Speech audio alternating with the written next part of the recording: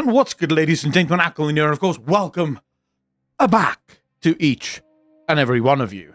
Happy. It's Barrens Chat, episode 13. Ladies and gentlemen, holy crap, we're already getting up there. Soon it will be 20. Who knew? How you guys doing? Welcome back. Eugene, how you doing, bro? Z Vengeance, how you doing? Yalla, how you doing?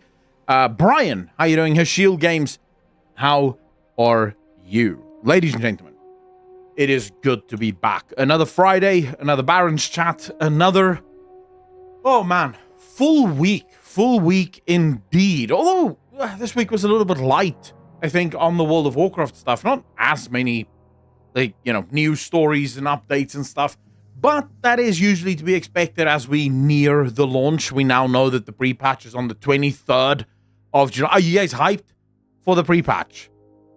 Tell me you're hyped. Marco, how you doing, bro? How many coffee did you have? You seem super energetic today. It's my job to entertain you. No, I just had a really good day. I had 2 cups of coffee, which is normal. Actually, less than normal. But no, I just had a really good day. It was, recorded a podcast this morning. Played a little bit of Once Human. That was super fun. And now I'm here to entertain you guys. So, yeah. Akko doesn't drink caffeine. Oh, I drink a lot of caffeine, bro. A lot of caffeine. Albert, how you doing, brother? Mr. Colossal, how you doing? Barrens Chat and Surgery, decent combo. Oh, shit, you alright, dude? Everything work out well? Not entirely sure what the surgery is for. Also will not ask because that's medical. That's private. But I hope you're doing well. Oli, how you doing, bro? I want to play, but servers are rip. Really? Servers are good for me, Mo. Very good for me, actually. Spurk, how you doing, bro? Everyone's favorite drink of choice is lore speculation. Yeah, although it's been, it's been quite a desert the last few weeks. Because again, as we near the expansion launch, usually Blizzard starts to really fucking mellow out on the massive reveals and stuff. And since I can't get onto the beta, it sucks. But, as soon as that game goes live, I am going to devour it. You can rest assured. I will be all over that bitch. Definitely going to be playing the pre-patch. I don't know if you guys saw, but the pre-patch looks pretty cool. I specifically like the visions that we're going to be doing in the pre-patch. What are they called again? They have a specific name. It sounds very, very cool. The Radiant Echoes. I don't know if you guys know, but on the 23rd of July, it is pre-patch, baby. We're getting access to the warbands. Yes. I am so excited for the warband feature. But then also, we're getting a brand new pre-patch event, which is called the Radiant Echoes. Now, I kind of want to be clear and say, based on this blue post, I'll show you guys what I'm looking at. Just so that you don't go, wait, Akko, what the fuck's going on? Why can't you get on beta? I wasn't invited, and I don't pre-order. I will only buy the game about a week before the game goes live. I refuse to pre-order video games. Just a little, protest movement that I run all by my lonesome. I don't like pre-ordering. I don't like the concept or the practice of pre-order. I think it incentivizes really scumbag behavior. And so I refuse to pre-order games. I never pre-order games. And I also never buy games that are thank you. In any way, shape, or form higher than the base. So if it's more than $60, you can go fuck yourself. I will not pay for it. I will only ever buy the standard version of a video game. Never deluxe editions, none of that shit. Standard, and that's it. So, yeah, I usually shoot myself a little bit in the foot as a result of this principle, but it's what I believe in. It's how I believe it should be done. Ray VG! Thank you so much for becoming a sponsor, sir. Really appreciate you. Welcome to the DJ Nation. Thank you, sir. It's been a few months now. 59 months that you've been a part of it. Holy shit, bro. That's rough. It's not even that good. Like, genuinely, the content isn't even that good. What have you been doing for 59 months? But I appreciate you nonetheless. All right, what's Digit, how you doing, brother? Katie, how you doing? All right, so to show you guys what I'm looking at, first, chat, who's excited? By show of hands, who is excited for July 23? Who's looking forward to this? Come on, give me all of your energy. I want to feed on it. God of War, how you doing, bro? Call me the B-Mount. I'm making gold to buy the new expansion. Okay. Holy shit. How's the gold going? All right, so we have a couple of, yes, here's my hand is showing. All right. Nah, man, waiting for midnight. Stephen, wait a second, bro. You can't not be excited for this expansion and only be looking forward to midnight, because you already know that the War Within is going to lead into midnight. There's going to be so much in the War Within that if you don't play that, a lot of the things in midnight is not going to make as much sense. So don't be a moron. Play the War Within and be excited for that as well, because that's where things are going to start. I have a prediction, and I think that the War Within is probably going to be one of the greatest expansions for speculation ever, because, unlike in previous expansions, from minute one, the War Within will already be doing a lot of work to set up Midnight and the Last Titan as future expansions, setting up characters, setting up ideas and concepts and themes to play out in Midnight as well as in the Last Titan. So yeah, I pretty much think the War Within is going to be off the charts, as far as I'm concerned, at least. Digimark, what's an F? From my side, everything's running smoothly. I've had no interruptions to the stream whatsoever. Is the stream interrupted for anyone? Can you guys still see the stream? Is the stream down? What's happening? No? Yeah, okay. Yeah, everything looks good on my side as well. All right, so very quickly. I don't want to spend too much time here because I'm sure most of you have already seen this story. But Warbands coming in on July the 23rd. This is probably, unironically, given the fact that I'm not even that much of a gameplay Andy in World of Warcraft, this is the thing I'm most excited for in the War Within, is the Warband feature. I've been begging Blizzard for such a long time to make the difference, the delta between your main character and your alts smaller. Because World of Warcraft is such a huge alt game, you know, like, I don't know if you can play WoW with just one character. Maybe you can, but that would be super boring. Almost everyone I know have at least one extra character, and it sucks when you have to redo everything on that one character. So I am, dude, I am hyped for Warbands, like 100% biggest change ever.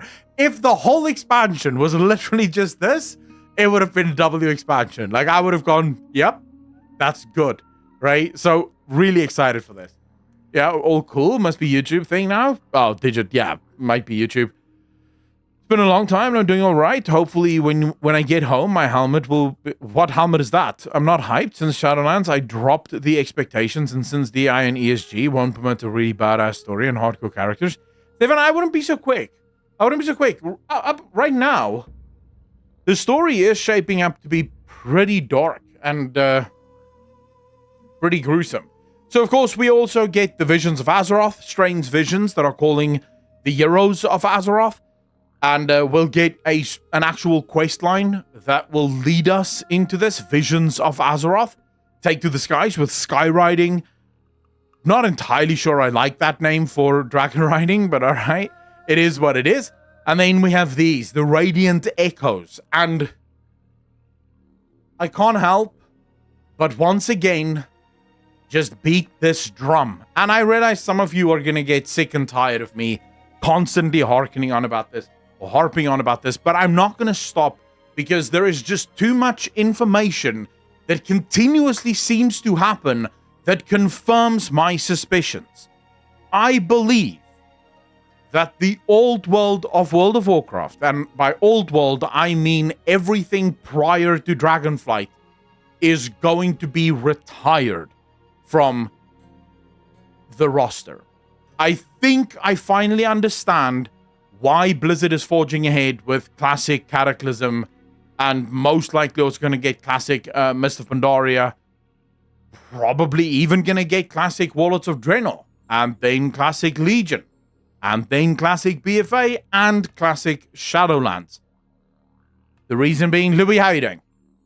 The Grey, how you doing, bro? The reason being, if you look at Dragonflight and you pay attention to the story of Dragonflight, and I've said this before, I've showed you guys this before, if you go to the early, like the first quest you get on the Dragon Isles, they don't treat you like a hero.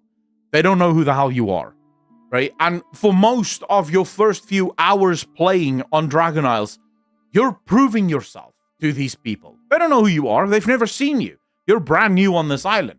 Even the dragons, we're talking Alexstrasza, who should know you, right? Because you've saved the world quite a few times. Even Alexstrasza kind of treats you like, who the fuck are you? You know? It's not until much later in the game that Alexstrasza and the others start referring to you as champion. And I believe it is because everything is going to be reset to Dragonflight and the Dragon Isles being the first zone that new players go to from this moment forward. And I don't mean that, you know, the same way that it's been done up until now, where players always go to the previous expansion. I mean, this is now the start of the new World of Warcraft expansions play, right? So whenever a new expansion comes out, all players start in Dragon Isles and then work their way through the expansions right up until whatever is the most current one. The old world, I think, is going to get massively revamped, most likely turned into max level zones of some kind. And this, the answers, the Radiant Call that is coming, sort of confirms this just even furthermore. We're getting these Radiant Calls that's going to be happening all across Azeroth, and all of these Radiant Echoes deal with events from the past of Azeroth. So events that you might need to know as a player going into the next expansion. What transpired? How did it transpire? When did it happen? Again, something that an old school WoW player like myself and many of you, we don't need to know this. We played through this. Why is it showing it again? Well, most likely because there are players who don't know any of this and who needs to know this before we go into the next expansion, and who probably needs to know this if they only just started playing World of Warcraft. So, I don't know. It seems like it might be shaping up, especially the fact that Midnight takes us back to Quel'Thalas. That means Quel'Thalas is going to become a max level zone. Now, Blizzard could do that whole thing where it phases. So if you aren't max level, you're in the old phase. But if you are max level, you're in the new phase. Every single time Blizzard have done these giant zone-wide phase things, it's usually not great. I don't know about you guys, but yeah, usually you have these weird phasing in, phasing out issues. You see people in the distance, you get there, they're gone because, well, they're not actually in your phase. So I personally would prefer if they don't do that. If you're going to do a revamp on a zone, just revamp it to make it max level or keep it low level, whatever you want to do. But I think fundamentally, the reason I believe this is the living experience for World of Warcraft. This is something that Blizzard themselves have spoken about. The developers of Blizzard have gone on record as saying the leveling experience in World of Warcraft is broken and they know it. It's one of the key things that they're going to be working on. In a most recent interview, they actually said that one of the key things that they're focusing on is reintroducing class fantasy. You know, who is your class? Who is your what class are you playing? Where where are you in the world as your chosen race and your chosen class? So I think these are all really cool things that we could hopefully be looking forward to. How do you guys feel? Do you think that World of Warcraft requires a complete overhaul of the leveling experience? Either be that, you know, the old world goes away, becomes a max level world, revamped as Blizzard needs it, and, you know, you start from Dragonflight onwards? Or do you think, no, it's fine, bro. Who cares about the new leveling experience? I'd like to know if I should continue explaining this or if we're good. Yep, we need a story mode, leveling campaign. I don't mind being a hero, as in one of thousands. Bring the hero, though, gets old. It's too far from being an adventurer. Yeah, I agree. I agree. Although, I don't think we can just be adventurers either. So I understand sort of where Blizzard is on this entire debate.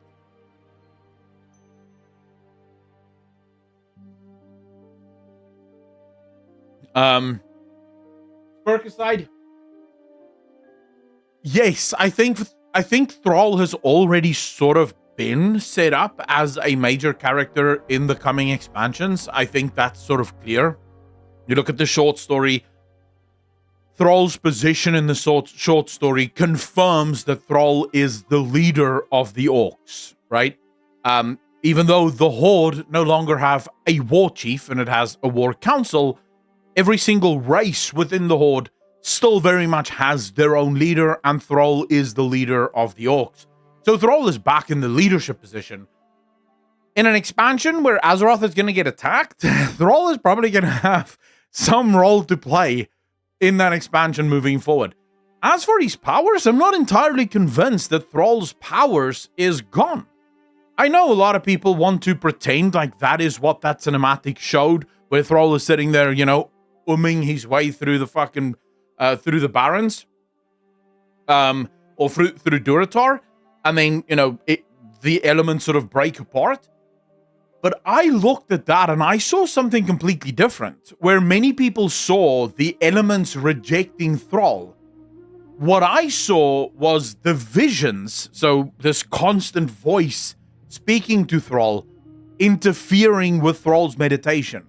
So Thrall is able and capable to really, commune with the elements, but these voices are making it incredibly difficult. Now, that doesn't mean that Thrall has access to the elements in terms of using the magic of the elements.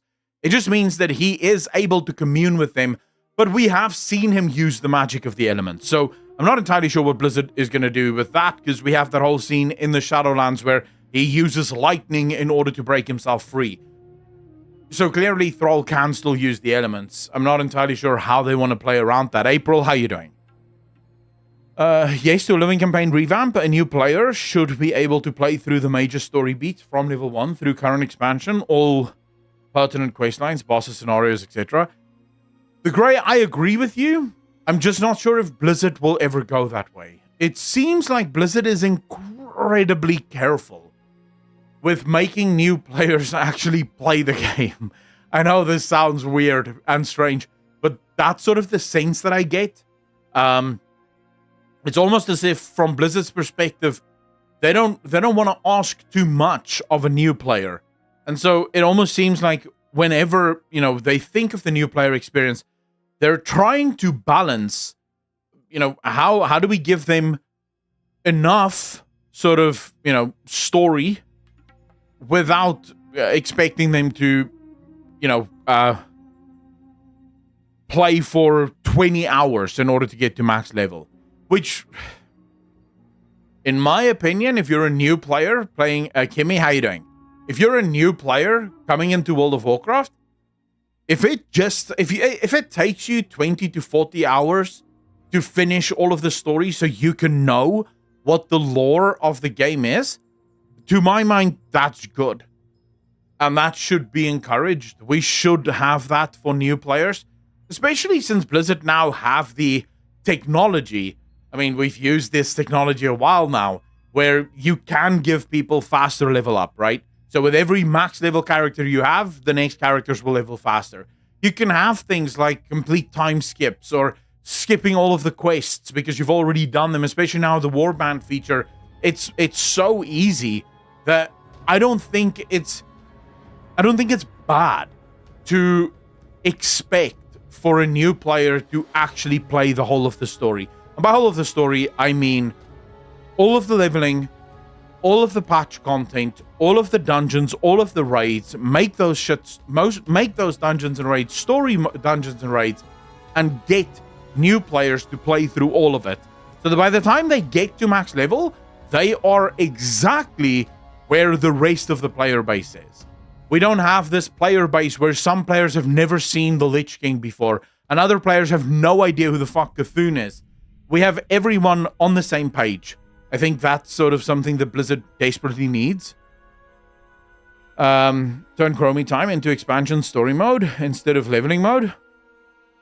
Certainly you can do that as well, but I think the problem with even Chromie time is, unless Blizzard is going to take every single raid in every single dungeon and give it a story mode, or, make it AI doable so you can do it with like, followers and stuff, you're still going to run into trouble because a lot of the storylines of World of Warcraft end in raids, end in dungeons. So what do you do with those? It's not fair. And this is where I will stand up for new players. You can't expect the new players to sign up traditionally for a dungeon or a raid, right? Because that's ridiculous. You could wait for fucking ever to try and get that dungeon or that raid going.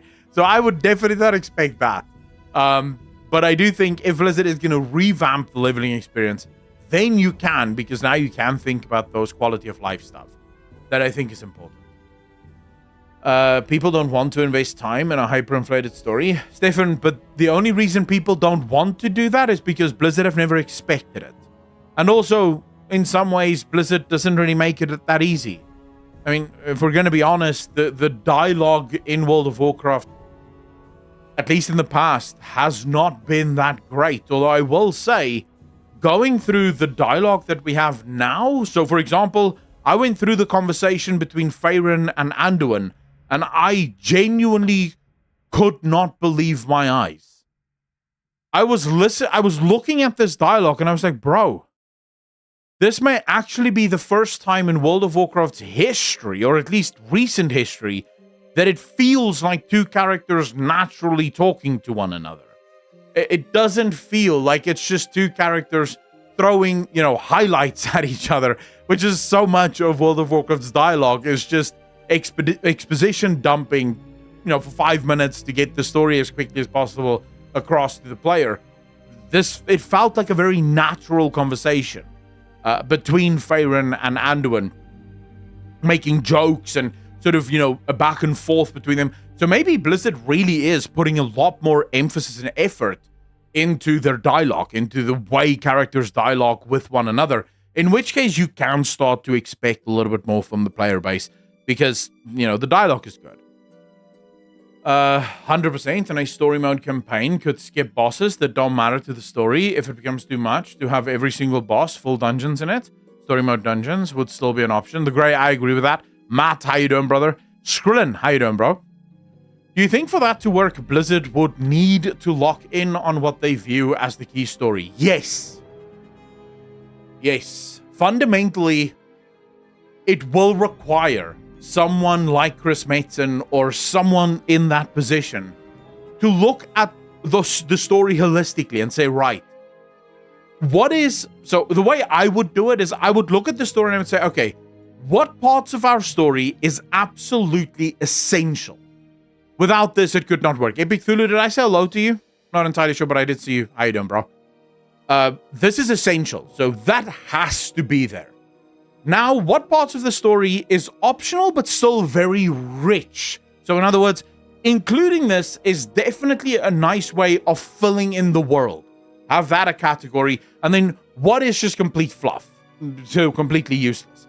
There is then when you start to look and say, okay, of all of the 1,000 quests that is absolutely pertinent for players to know from a lore perspective, are there ways to remove some of these quests and just fold the story into other quests? So if you have a quest line, for example, of 10 quests, is it possible for you to remove 5 of the 10 and just include the story in the 5 remaining ones? So there you would have to look at every single one of those stories and say, okay, yes, we can absolutely do that, streamline the whole thing so they get sort of massive story in 5 quests rather than in 10. And then from the world building quests, so the quests that provide a lot of insight and makes the world feel alive, but it's not quite as necessary, here you can really look at optional quests. So what can we make optional? What do we want to make mandatory? And how can we fold this out? So, and then obviously remove the fluff. Get rid of that completely.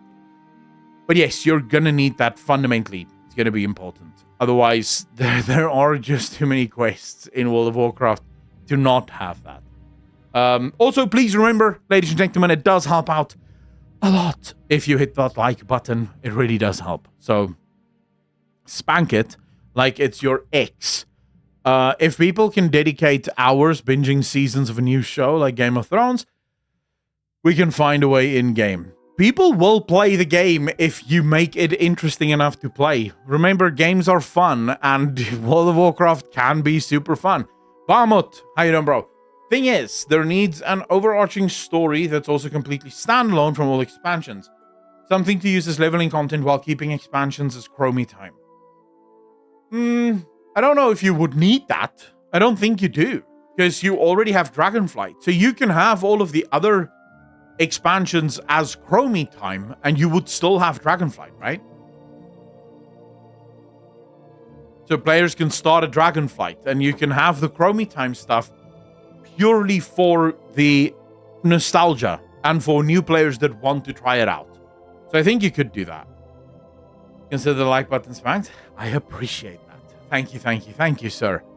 I think the dialogue change reflects that Blizzard isn't going to sacrifice the story by constantly explaining the story. The cinematics should have less exposition dumps. All I can say is, Chris Metzen has never been known as an exposition dumper. He's a very good writer. He's a huge fan of Warhammer 40k, Warhammer Fantasy, and neither of those games are very big on exposition dumping.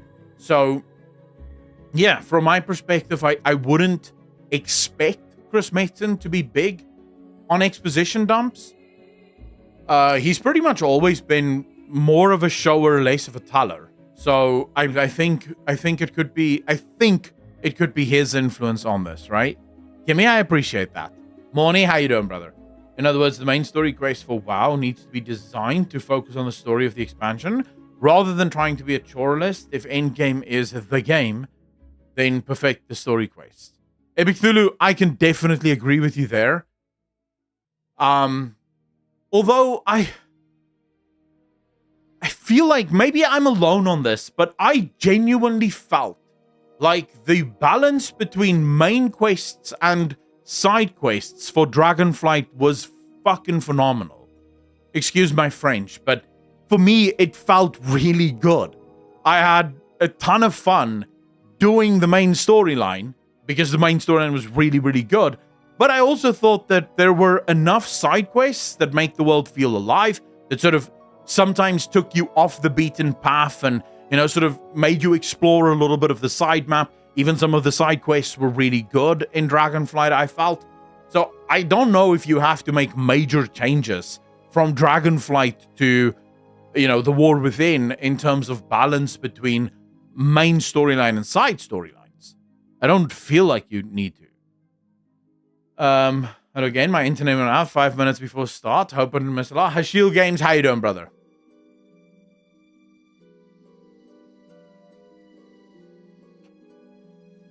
Bummer, that is true, but at its core, it does a decent enough job, and you can always include those in terms of in-game books and stuff of that nature, right?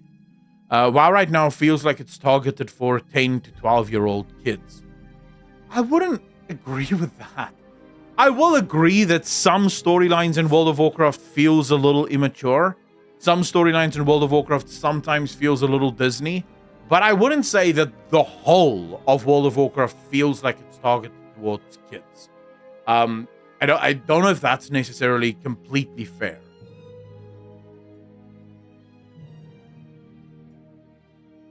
But it is true. The whole power of friendship bullshit got me a little annoyed in Dragonflight. So I am hoping that we, you know, get rid of the power of friendship nonsense in the War Within and get back to slaughtering each other.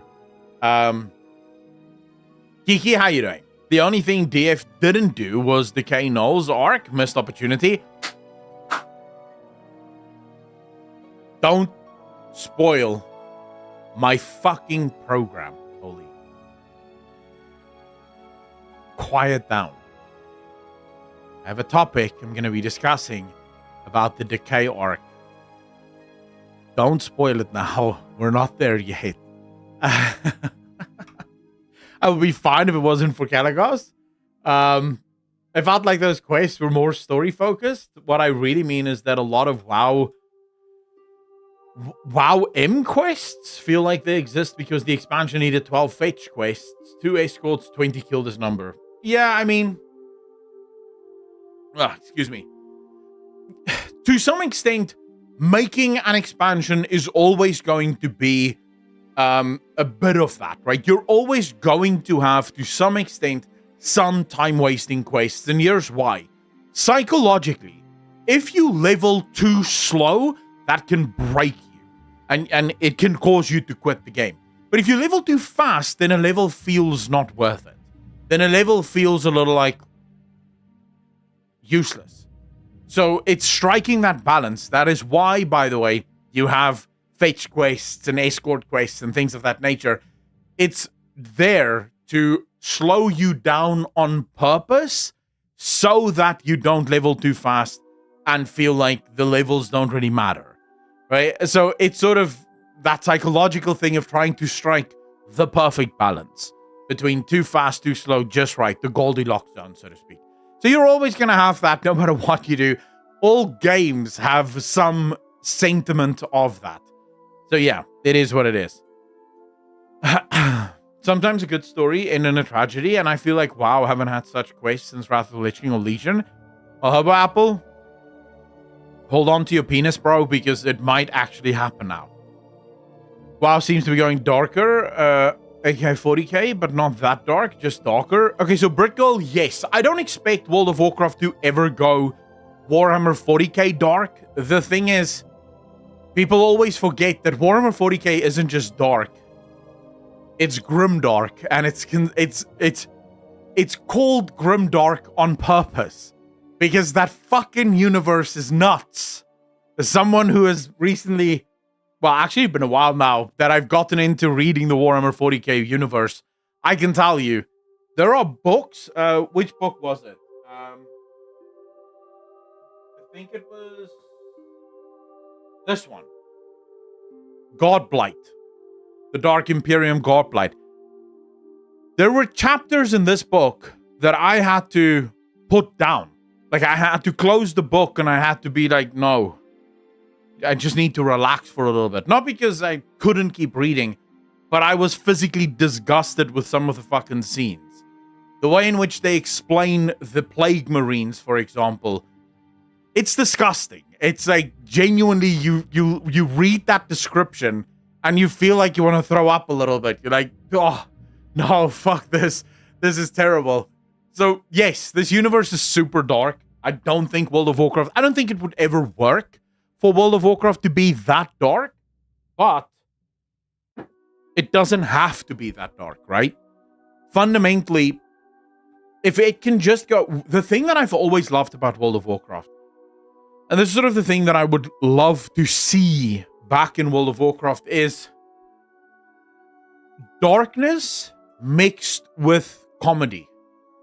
That has, to my mind, always been World of Warcraft's greatest strength, is you have this incredibly dark story. And it's a heavy story, you know? Take Wrath of the Lich King, for example. Take Arthas' story. That's a heavy story. It's not a just, you know, it's not a light comedy. It's a heavy tragedy.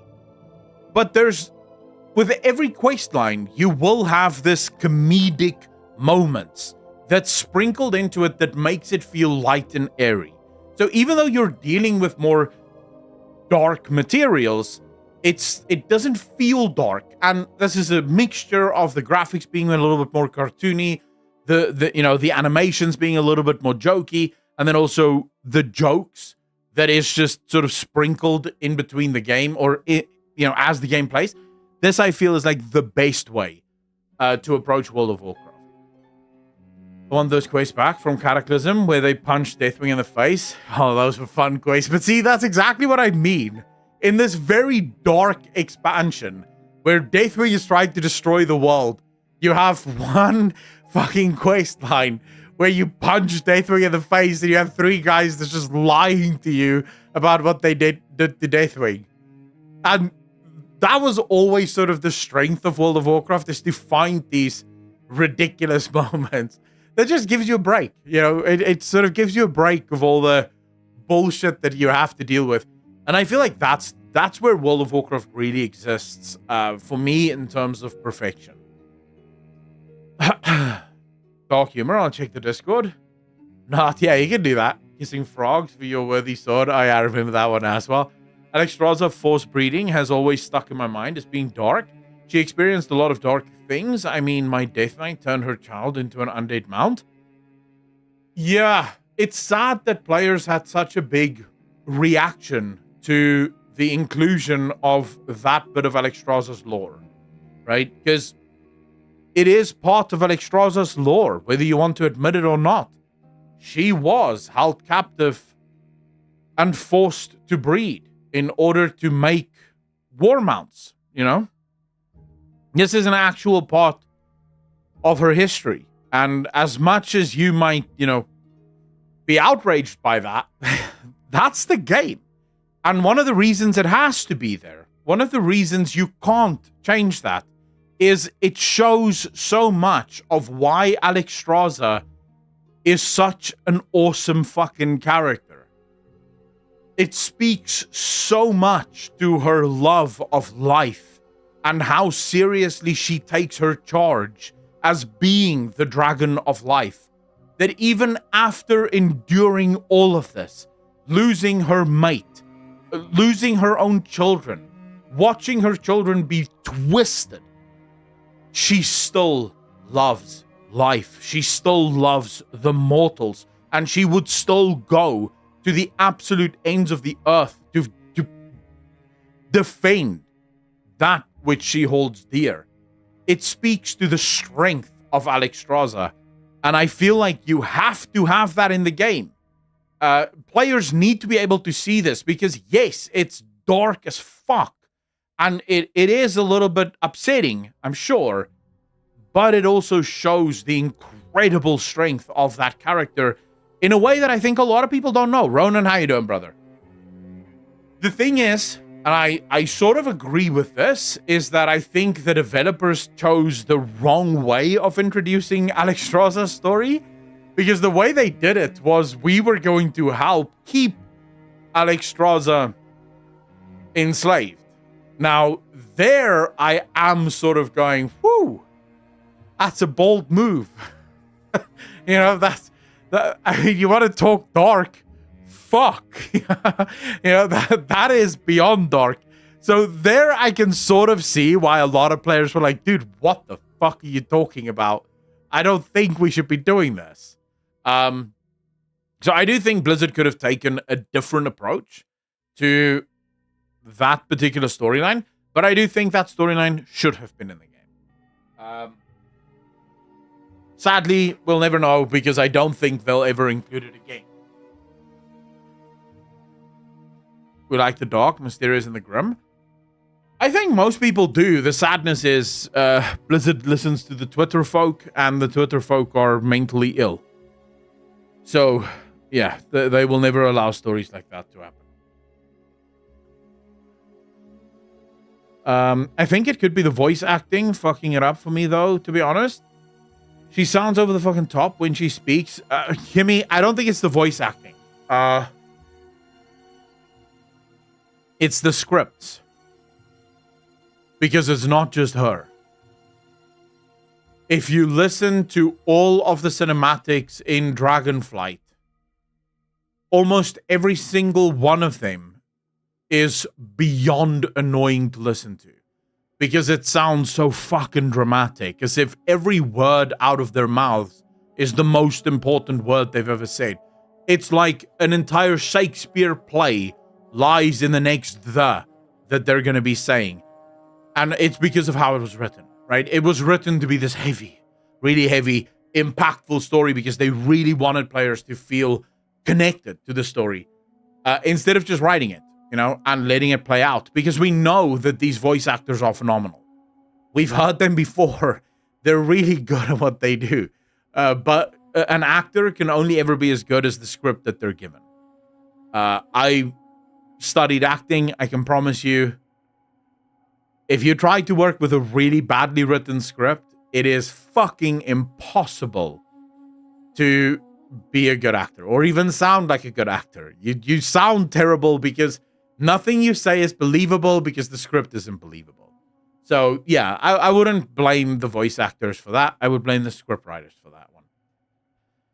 And the Titans could play into that. there's a lot that I think is going to be revealed. But anyway, so that's something that I'm really looking forward to. What's the thing that you guys are most looking forward to in the War Within that isn't warbands? Because I already fucking know all of you are just gonna warbands. Not warbands. What else are you excited for?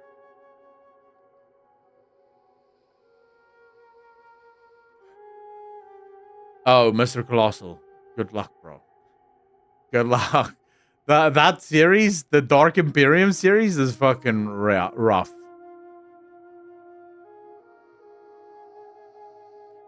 The Forgotten One, the plot, and how it leads to midnight. No affixes for Mythic Plus keys. All right. Max level delves. Delves seem very nice. Absolutely agree with you. So on the delve thing, I found this post by Mr. GM, who's obviously on the beta right now.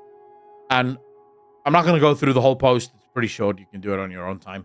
But what I like about the post is it genuinely seems like Delves is a solo player experience that you can tune up to be quite fucking hard if you so choose. So Delves seem to go up to quite a high tier. And with each of these tiers, you get fewer revivals, so you can't die as often. And eventually it does become a proper challenge of skill, which is what I'm looking forward to the most. I'm not a guy that likes team play. I don't play well with others. I prefer to do solo stuff. So I think this is really good. Really good from my perspective.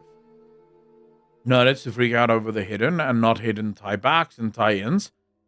I'm looking forward to finding all of those things.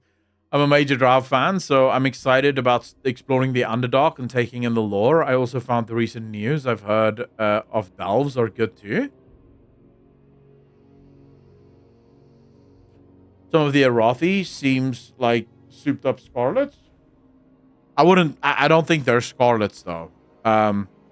Because they're not human. So there is an obvious sort of clash there between the Scarlets and the Arothi.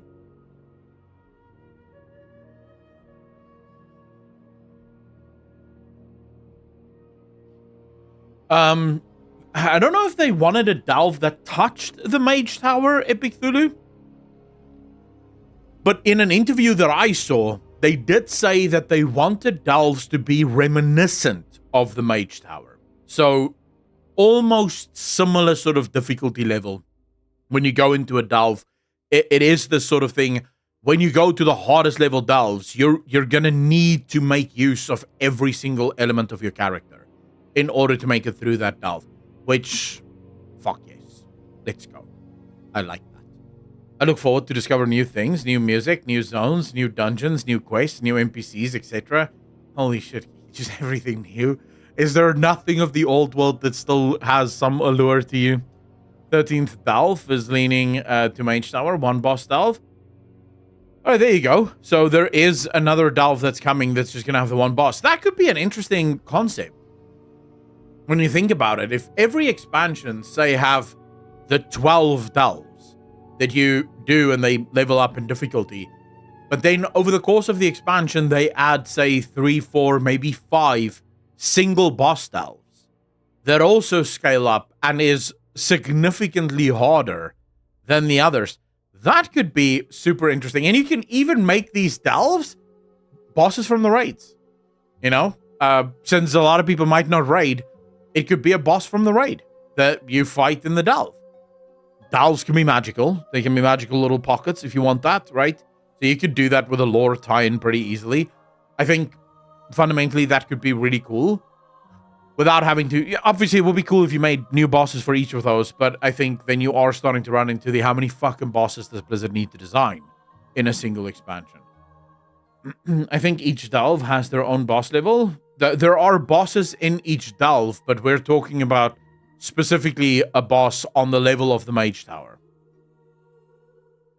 Can you imagine doing a Mage Tower of your character versus the Lich King? I can imagine that, and that's exactly why I said it. You're reading my mind at the minute. Dude, I have been asking for a solo experience to fight the Lich King that isn't just me absolutely fucking... I can't use that word on YouTube. What am I going to call it? Spanking him. Right? Like, but a proper experience of being able to fight the Lich King would be cool. You know, it would be an awesome experience. So yeah, I would love to see that. What I'm talking as well, it's the highest level difficulty of the Delve, if I'm not mistaken. Holy, someone here said that there's a 13th Delve, but I haven't seen that yet. So we'll have to see. Will Delves also be seasonal? There is a good chance they will be a real evergreen. So, Marcuson, from what I've heard, Delves are completely evergreen, and there will probably be a seasonality to the rewards and to the difficulty, right? So how do we put this?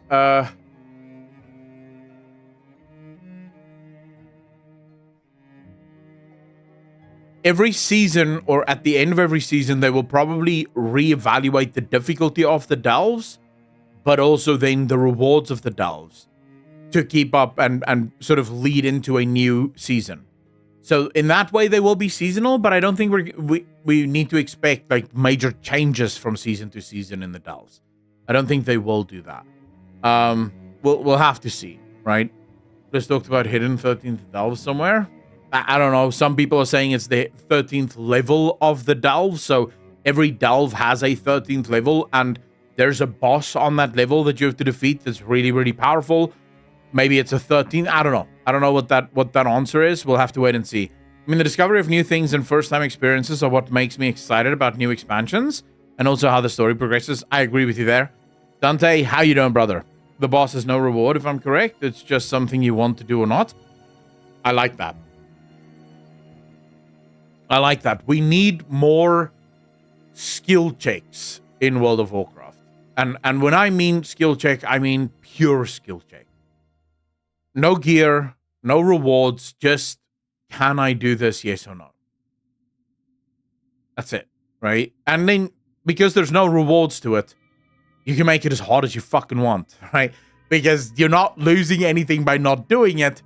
Maybe you just get bragging rights. You just get a title that says that you slew this thing, and that makes you feel really powerful as a result of this. It actually leads into something that I wanted to talk to you guys about. There's an interview, a recent interview that was done by PC Gamer. They were talking to Ian Hazikostas about rebuilding the foundations of World of Warcraft. Now, much of this interview is pretty much what we've heard thus far from Ian Hazikostas. Nothing really super new, except when they started to talk about failures. Now, I should be clear on this. It is very rare to find companies and corporations talking about failing. Big Money Joe, just hold on to your question. I will answer it after this. It's very rare to find companies and corporations to admit failings. Most of the time, they'll just pretend like, fail? What do you mean fail? We didn't fail. We just didn't succeed as hard as we thought we would, right? Even though they lost millions of dollars, it doesn't matter. It was still a victory, even if it is Pyrrhic in nature. But Ian actually admitted straight up in this interview, their biggest mistake came in Shadowlands. But he does say that Shadowlands wasn't the mistake. Shadowlands was just when they started to pay for their mistakes. And I thought that was a very interesting way of putting it. Because it's apt. It's not that Shadowlands were so very different from BFA or even from Legion in many, many ways. It's that Shadowlands had all of the worst mistakes of Legion and BFA perpetuated into that expansion. And then, of course, they paid the price for that. Now, I want to show you guys this because I thought it speaks volumes to Blizzard's ability, because this was the thing that scared me most. Now, this is actually from a few months ago, but we never covered that during the event that took place. But this is from a few months ago. This is also where we got the actual player numbers for World of Warcraft. I want to show you guys something, because this is something that fills me with a lot of hope. is if you want to know how likely someone is to repeat the same mistakes, ask them what their mistakes were in the first place. Oftentimes, it's not that people keep repeating the same mistake over and over again. It's that people don't even know what the fucking mistake was. Right? So they don't think that they're repeating the mistake over and over again. And I thought this slide really just summed up Blizzard's takeaways. And it showed that Blizzard really does understand, at least to some extent, what their mistakes and flaws were in Shadowlands. The big one, of course, is story and setting. The Afterlife setting wasn't accessible. I think we can all agree on that, right? I think we can all agree on that. Then we have the new antagonist wasn't developed. Is there anyone that wants to take a stab at this rebuting that? I don't think so. There's no way to refute this. Zuval was not developed. And then well-known story heroes were diminished.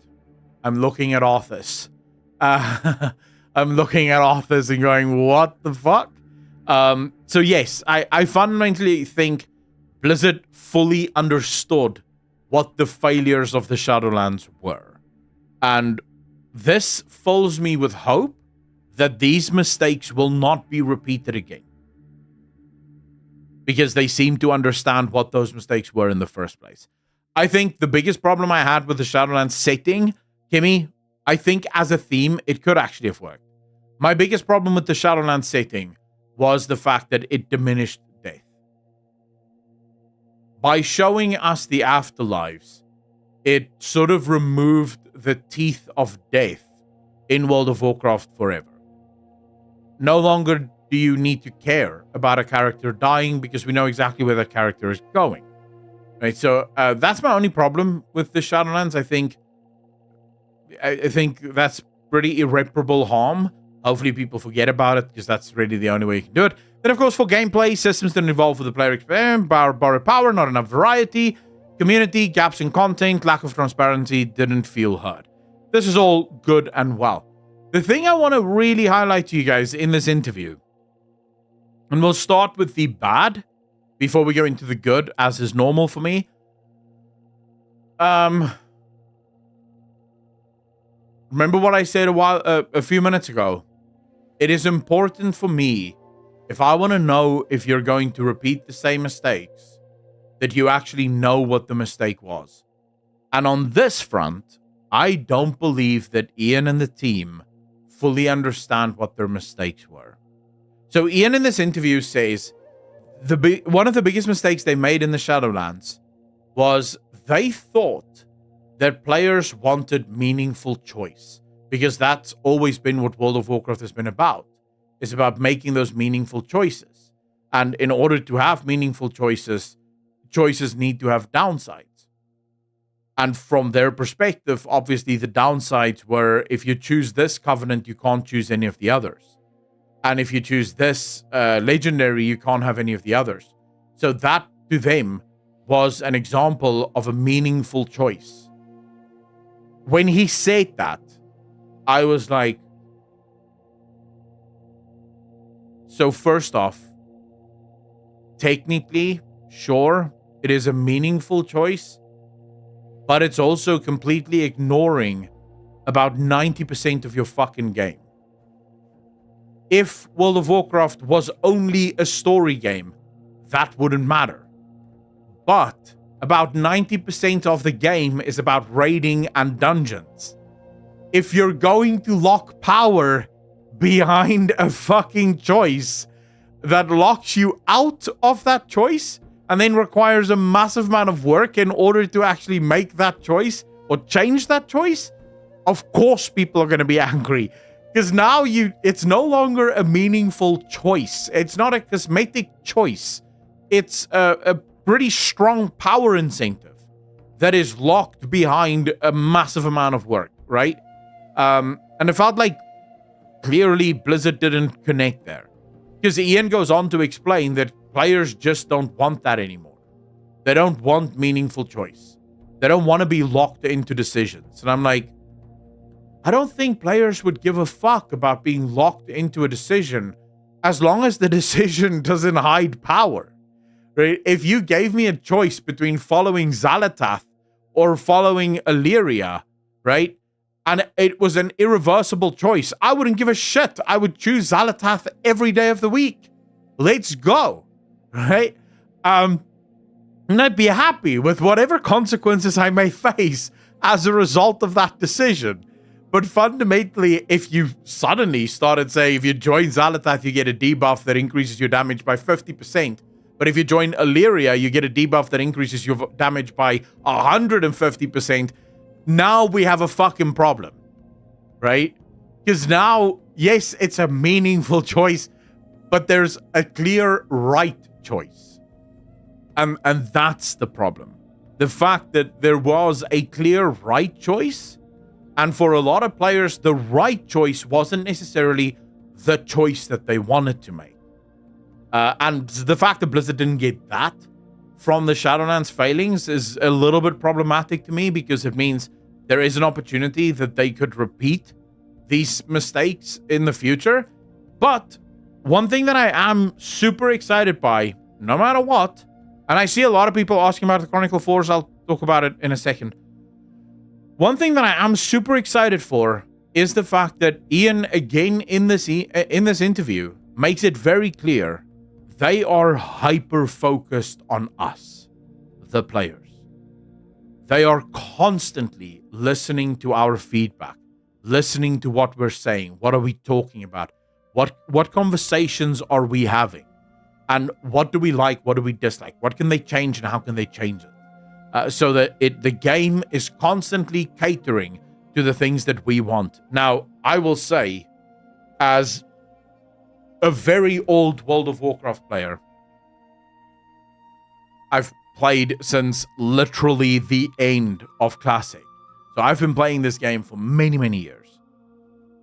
That's never happened in history of World of Warcraft. We've never had this much power over the direction of the story as we have right now. And I think that is super exciting. All we can hope for is that Blizzard still employs a bit of a gatekeeping mechanism to make sure that people don't just get bullshit, right? And start asking for bullshit that destroys the game. But if Blizzard remains, shall we say, responsible with this, I think this is good for all of us, right? Yeah, the Mythic Plus changes is a great example of exactly that. Blizzard listening to the community and finally making a fucking choice that the community's been asking for a really long time. I think all of this just spells really good things, really good things, especially for us. How do you guys feel about the responses from World of Warcraft, the way the developers have been responding to us, talking to us, the amount of this? How do you guys feel as a player of World of Warcraft right now? How do you feel? Do you feel valued, or do you still feel like the developers just don't give a shit? Where do you feel? Like, what's your gut feel? This is super subjective, obviously, but what's your gut feel on this?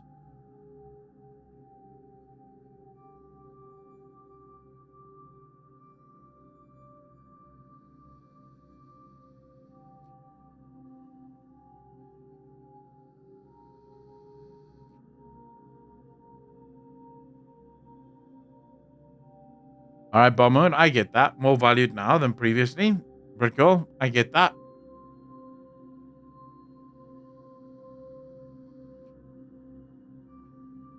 I'm excited because I think we will also get stuff that we don't know about, of course. If they have shifted to their current mindset in Legion, the game would be so far better off. Oh, yes. But hindsight is always 2020, so, just keep that in mind. It feels like they are away. They have competition. They know that players know other MMOs exist that can do at least one thing better than WoW. That is true. Competition is always good. Let's be real. We want to see more and more competition within the gaming space, obviously. So that is definitely a good thing, at least from my perspective. All right. So who asked what about Chronicle 4? Now's your opportunity to ask your question. Because I just saw Chronicle 4 the whole time pop up. What's going on?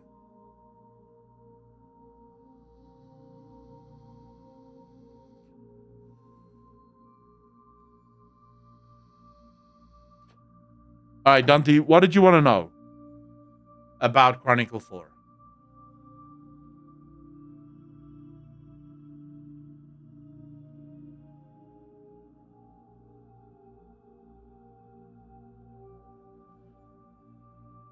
Give me anyone that has questions can ask it now. I can't remember all of the questions, but yes, Big Money Joe, you had a question for me. What was that?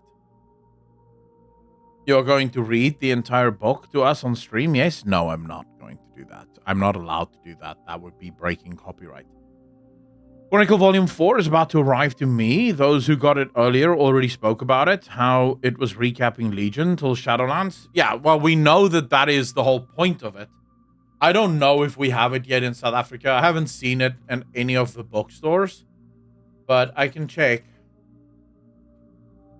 Usually South Africa gets books quite a while afterwards. So, for example, the Sylvanas novel, I only got the Sylvanas novel and I ordered it about 4 months after the rest of the world. So yeah, it's not easy to get the books, but I can see here.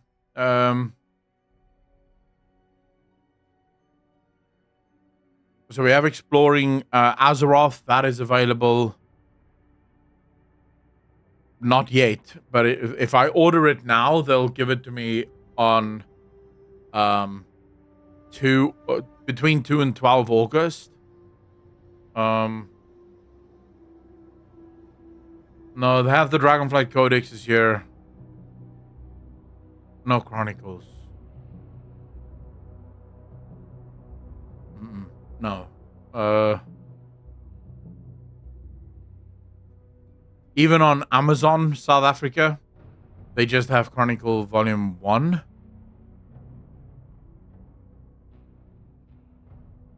Yeah. So even on Amazon South Africa, they don't have Chronicle 4. I'm probably going to only get it 2-3 months from now. I'll be able to buy it. That's all I heard from someone that already got it. I know it was leaked because it was delivered too early and heard some bits of it. I spent money on all 3 volumes because as a lore nerd, I liked that we finally had a definitive canonical book. I mean, Steve the Loser and his company went, it's tied to perspective, it doesn't matter. Turmoil, I like that more, quite frankly, because, well, anyone that ever read the Chronicles would know that it was never the definitive edition. The way they wrote it, if that was definitive, it made no fucking sense, because they had 4 different people who made and ordered the Emerald Dream, and also one of those options where no one made the Emerald Dream. They didn't know what the Shadowlands were, or if the Shadowlands even existed as a place. It was a mess in a lot of ways. So I kind of enjoy the fact that it is more lore or more perspective based, because I think it opens the story more, you know. But then again, I am partial to perspective based storytelling. I prefer perspective stories to fundamentally the Word of God stories. Those tend to be a bit boring for me. I like more if there's like massive sources and sometimes conflicting sources, and you have to figure out which one of the sources is actually real. I prefer that a lot more. Even worse, because all gods are machines now. Crap. Yeah, that's true.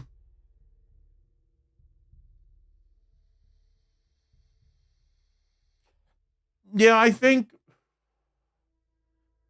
from the beginning it was meant to be the Titan perspective. And the reason I think that is if we look at Chris Mason and the stuff that Chris Mason likes. Chris Mason is a huge Warhammer 40k fanboy, a massive Warhammer Fantasy fanboy. And if you ever read Warhammer 40k, you will know that there is no such thing as an omnipresent narrator in Warhammer 40k. It never happens. Ever. There's not a single word in any of these pages, in any of these books behind me, where you will have an omnipresent narrator tell you what is going on. Everything you read is from the perspective of someone. Everything. This allows them the freedom to make changes as they see fit, because why wouldn't they, right? It's from perspectives. So perspectives can change depending on who you're talking to. He's also a huge D&D fan, and I see a lot of that influence in his work. D&D will always have an influence pretty much on anyone that does a fantasy game. They're not really machines since they have souls. Yeah, I don't know what the Titans are, effectively. That is something that I'm sort of currently working through. I can probably share. Do you guys want to know the theory that I'm currently working on? Like, do you care? This comes from a...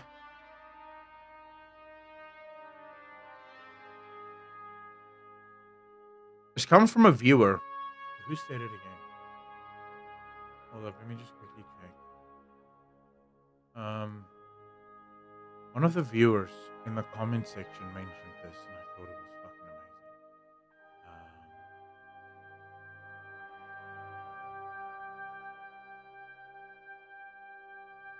Where was this?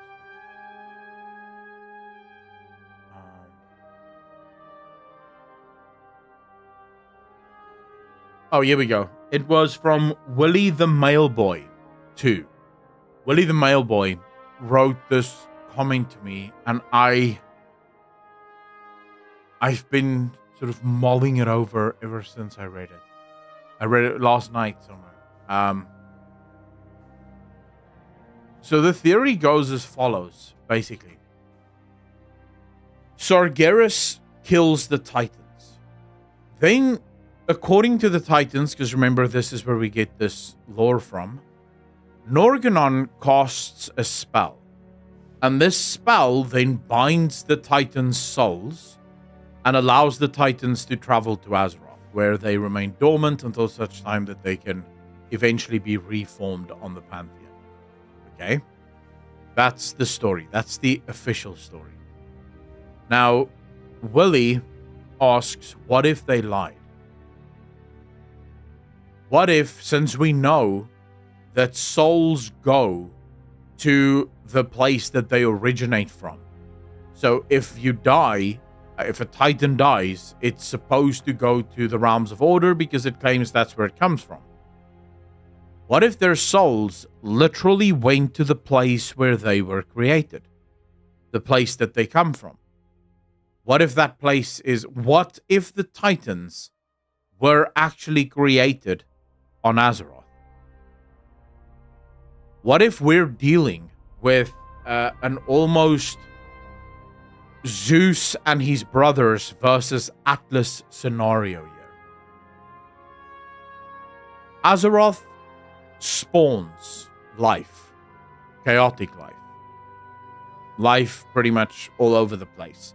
Ranging from old gods to titans. Some ordered, some disordered, some in between. But life nonetheless. The children of Azeroth, the Titans, start to feel like they are more important than their parents. They're more important than Azeroth.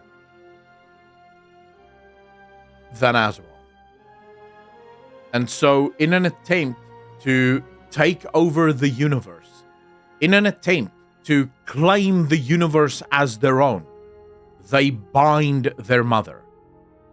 They bind her and sort of use her power to fuel themselves as gods, so to speak. So very much the Zeus Atlas story, where Zeus, Poseidon, and was it Ares or? No, I don't think it was Ares.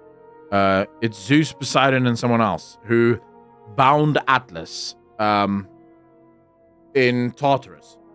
So it could be something of that. What do you guys make of that? Of that theory? Hades, that's the one. Zeus, Poseidon, Hades. Thank you. Yes, Hades. We know that Sargeras killed them all, and Organon literally saved them last second. Whole Pantheon. They returned to Zeroth orders as constellations or more, like part of their souls were. Dante, how do you know that?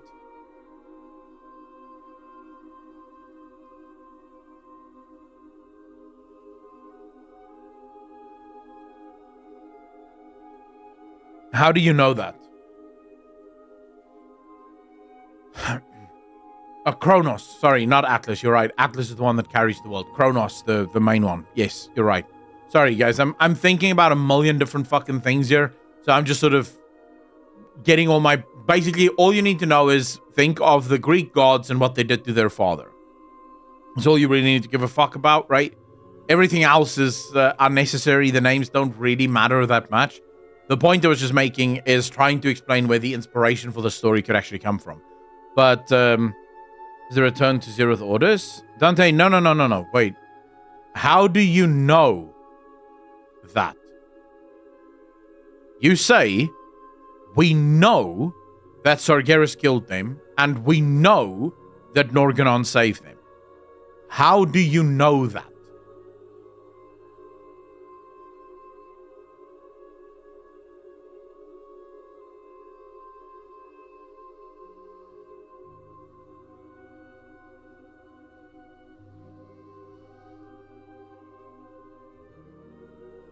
No, Dante, I know exactly where it comes from, bro.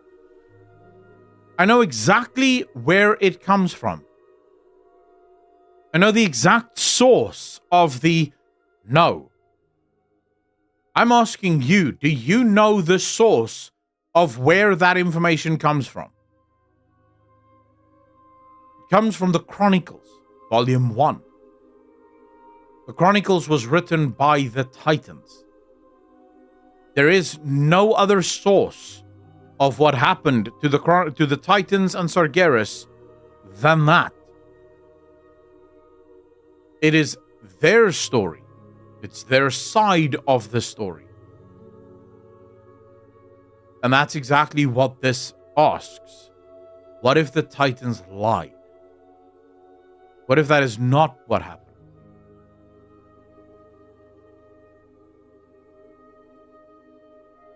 Because it's from the Titans' point of view, which means it's the Titans' story to lie about. And they've lied about a lot of things. I mean, they pretty much only ever lie. From what I can tell, I don't think the Titans have ever been honest with us. So that's basically where this theory just comes from, is asking the question, what if the Titans lied to us? What then? I'll think about it. I'm not ready yet to make a video on this. But it is an interesting topic to at least mull over. That's why I asked, do you guys want to hear what I'm working on right now? I'm not ready to talk about it like in detail yet, because I'm still doing a lot of research on this. I have a question. If you kill an Eternal One outside the Shadowlands, where will he go? Through the Arbiter, straight to Zereth Mortis? Same question as with the Titans. Well, we're told that they should go straight to Zereth Mortis, because that is where they come from, right? No one has been able to explain to me why Argus being filled with death magic would disable the Arbiter. The only way I can see that happening is if Argus wasn't filled with death magic, but literally filled with the essence of Zuval. I mean, Zuval must have controlled him and jammed him into the Arbiter, so to speak. Because, yeah, I don't... in no other way does it make sense. But then that also kind of explains that it wasn't that the Arbiter was taken down. It wasn't that the Arbiter was not working. It was literally Zuval's essence that took her offline to make sure that all of the souls flow in one direction and one direction only, and that is to Zereth Mortis. Because we come into the same question every single time. Why is it Now, chat, I'm opening this up to all of you, right? Why is it that as soon as the Arbiter goes down, all of the souls flow straight through Oribos into the maw? Why aren't the souls just randomly floating everywhere? Why straight to the maw? Help me conceptualize and contextualize that.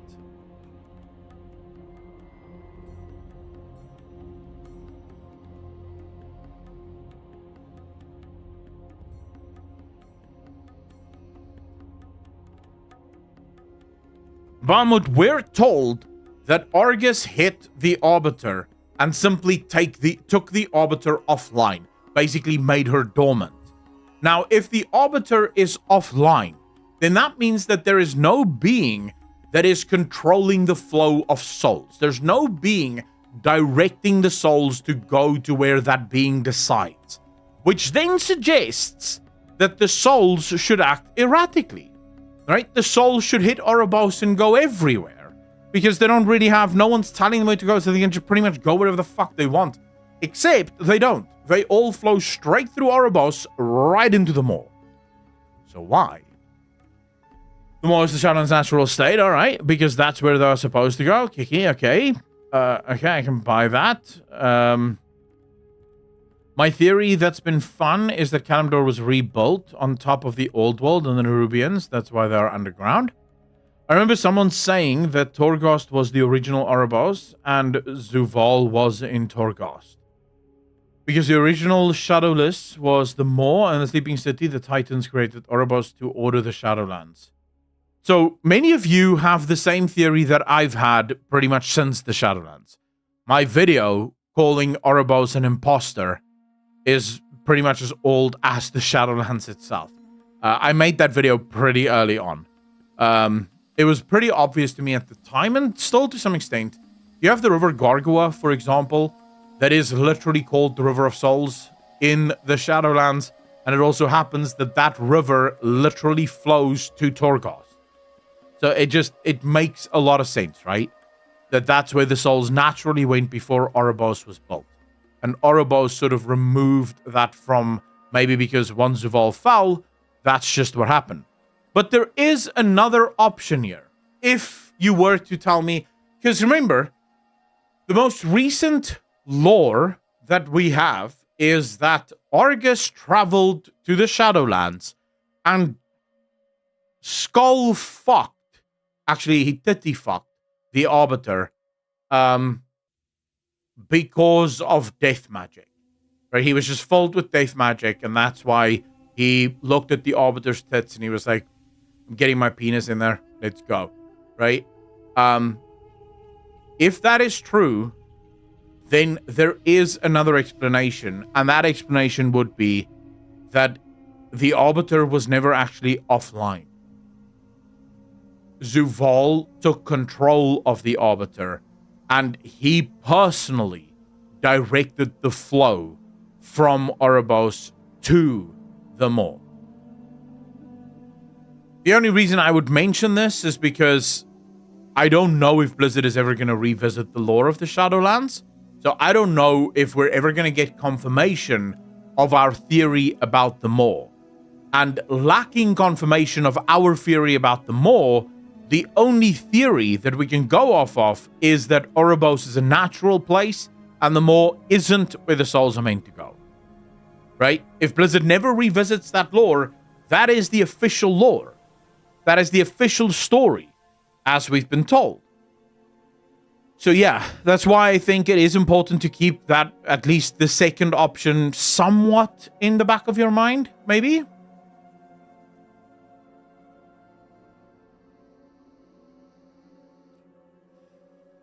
So Turmoil, the thing with I know for a fact the Shadowlands was rewritten, but I'm not allowed to reveal my source, and so obviously all I can do is show you evidence of that, right? I can't prove it, but I can give you evidence that might sway you one way or another, and I feel like I've done that already many, many times.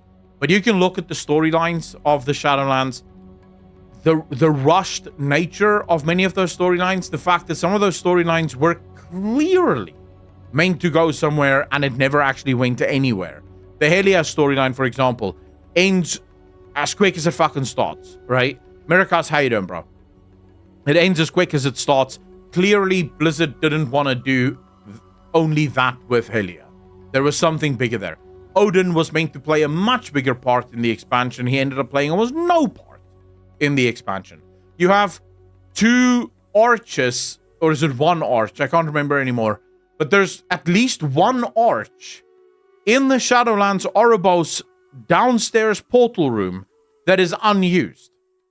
That has nowhere. It doesn't go anywhere. So clearly, they were meant to go somewhere and they just didn't have the time to go there. We know where they were supposed to go, but that was cancelled, right? As a result of, just turmoil at Blizzard. And then we can look at what I would argue is probably the biggest piece of evidence for it, and that is the delay of Sylvanas.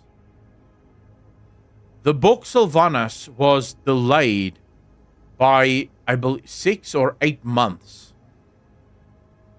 The Sylvanas book was meant to come out shortly after the launch of Shadowlands. It came out at the end. I think it was supposed to come out around about the middle of the Shadowlands. And it came out right at the end. So actually, probably almost more than a year of delay on that book. The question is why? Why was that novel delayed? What was the reason for that delay? I mean, the book was finished. We know the book was finished because Christy Golden tweeted that the book is finished and she can't wait for us to read the book. The book was finished. It was ready. It was gonna come out. And then suddenly we get the book has been delayed. The only reason you would delay a book that is already finished is if you suddenly have to start making giant changes to it. You suddenly have to start writing a whole new fucking story because the story that you wrote isn't actually going to happen. So anyone that tells me that the Shadowlands wasn't rewritten and that is just a conspiracy theory, you need to explain the evidence away. You need to explain how these things happened. Because I think we can all agree, if this book came out in 9.1 as it was supposed to, Shadowlands would make a lot more sense.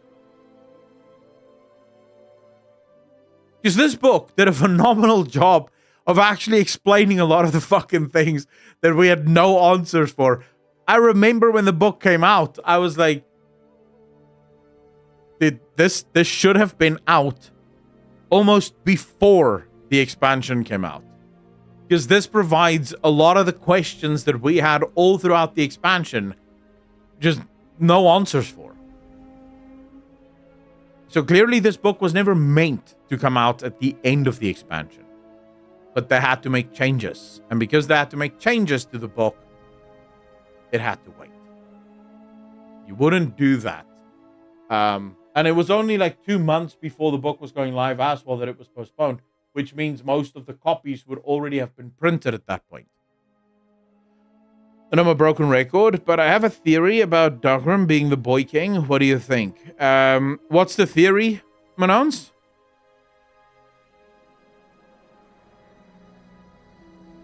Is it just that Dagram is the Boy King?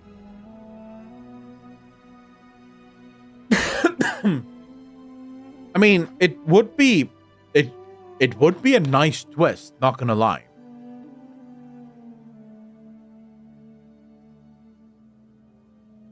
Britgo, it depends, right? It depends. From my perspective, World of Warcraft has 2 options here. And one of them leads to a novel being the best answer. if World of Warcraft isn't going to start taking their story seriously, if World of Warcraft isn't going to start treating their story with the respect that it deserves, giving the dialogue the love and affection that it requires, making sure that the story follows its own pace and isn't rushed, making sure that they don't cut giant swaths of the story for, time. If Blizzard doesn't do that, then I would rather you put the story in the novel and go back to the old way of doing WoW, where the game basically does a bunch of world building, but the story is in the books. I would rather have it that way, because at least with that old way, you knew exactly what the story was if you read the books, and you got really excited to read the books because of the world that the game built. This thing that we've had for, from BFA really onwards, that's not been a lot of fun. This thing of you play the game and nothing makes sense. Then you read the book and some things now make sense, but now you have more answers. And then sometimes they just completely forget where the fuck they said what. And then suddenly they don't even say anything. And it just ends up being this sort of wild, like, what the hell is actually going on? Who are we supposed to believe here? So I would rather put that shit in the book if you're not going to take the story seriously. But I will be honest, I would prefer if the story is in the game. Because I think World of Warcraft, I know a lot of people love to compare World of Warcraft storytelling to that of Final Fantasy XIV. And I know a lot of people like to say that Final Fantasy does it so much better. And technically speaking, you're probably right. Final Fantasy does do it better. But World of Warcraft has its own unique way of telling stories. And I happen to prefer the WoW way. I know that might make a lot of Final Fantasy fans very angry. But I kind of like World of Warcraft storytelling. When it's done well, it's fun for me. Not that I have that much against the Final Fantasy one. I do like Final Fantasy storytelling. It was a breath of fresh air when I first played through it. But I don't want that in WoW.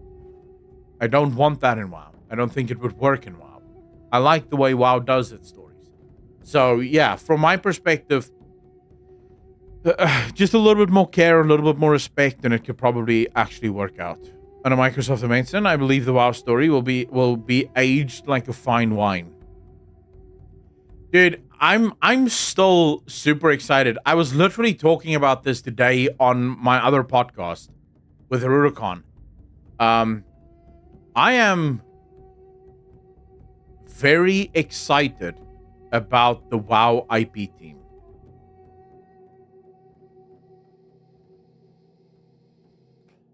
You guys know what I'm talking about, right? I don't need to explain this. If I need to explain it, put your hand up now so I can quickly run through it.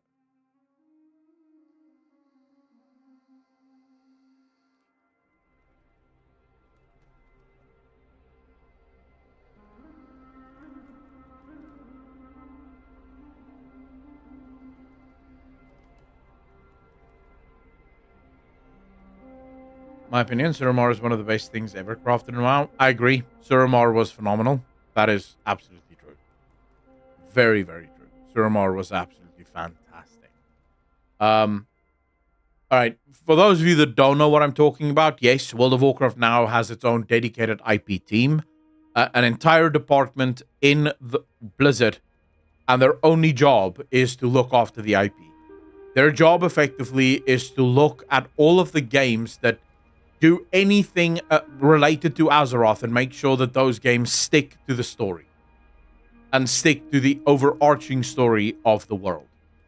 I am super excited for the future of that because it opens the door for other companies and studios to start making games set in Azeroth. It means that companies, studios like the ones behind Age of Empires could come to Blizzard and be like, hey, we'd love to make an RTS set in Azeroth if you would allow us. And Blizzard would give them access to the IP. and Blizzard has full oversight on the story, so you could get RTSs back. It gives companies like In Exile, that is also part of the Blizzard of the Microsoft family, and they're phenomenal at making RPGs. It gives them the opportunity to make an RPG set in Azeroth. So fundamentally, I'm excited for what that could potentially mean. It's going to be years before we see anything come off that, but it's just, I can't imagine Blizzard would have made that move if that wasn't something that they were at least toying with, an idea that they may have been toying with. Do you ever think we might get a show or new rebooted movies? Holly and John were asked about this, and they were a lot giggly about it.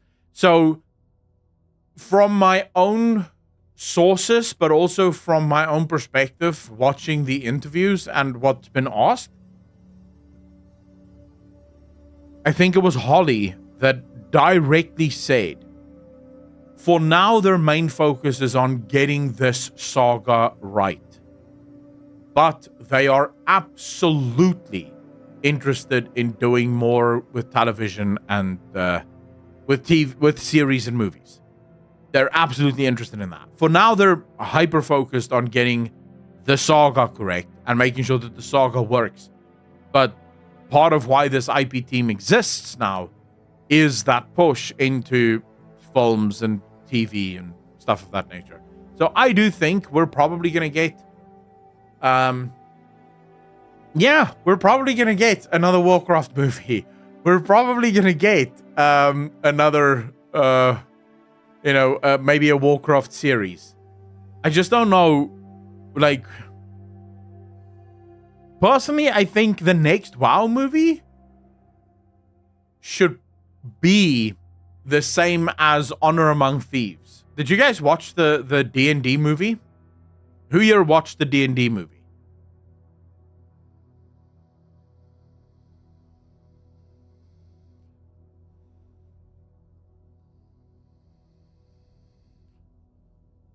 Epictula, I agree with you.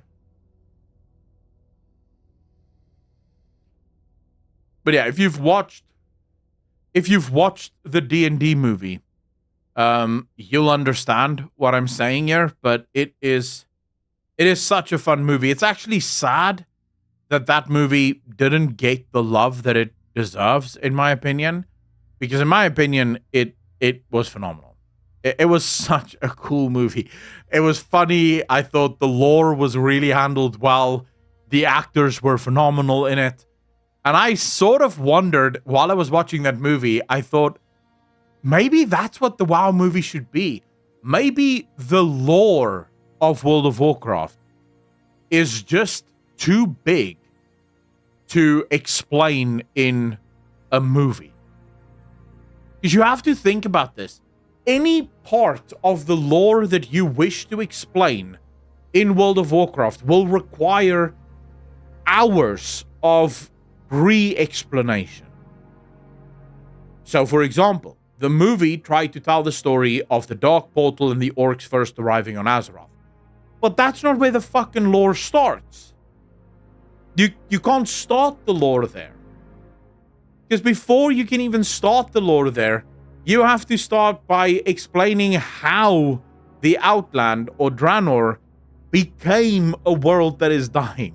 Right? So there's a shit ton of lore that needs to be explained there in order for the people to understand who the orcs actually are and why the orcs have to flee their homeworld. That was never actually done in the movie. Then you have to explain the human kingdoms. Right? What happened to the human kingdoms? You have to explain the different human kingdoms. You have to explain the Guardian of Tirisfal. Because again, it's a character, and yes, you called him the Guardian in the movie, but that doesn't mean anything to anyone who doesn't know anything about WoW, right? You have to explain Lothar, Anduin Lothar, and his story. Why is he such an important character? What makes him such an important character? All of these things are things that have to be in the game or in the movie for the movie to really make sense to a brand new audience, an audience that's never known anything about WoW. And I feel like that is the biggest mistake of the WoW universe, or the biggest pitfall of the WoW universe, is how do you tell any movie? How do you tell any story in the WoW universe that makes sense? But if you made it from the perspective of a group of adventurers, then I think it could work, no? If you made it from the perspective of just a bunch of random adventurers having to go deal with a certain threat in their world, it becomes a lot easier because you don't really have to explain all of these random events, right? You just need to have the world and make the world interesting and try to explain it along the way. So I feel like that probably helps a little. George, how you doing, bro? I don't feel you need to. Just take a small slice like Arcane did. George, the problem is so much of World of Warcraft isn't small sliceable. So pick something that you think you could potentially do without needing anything else.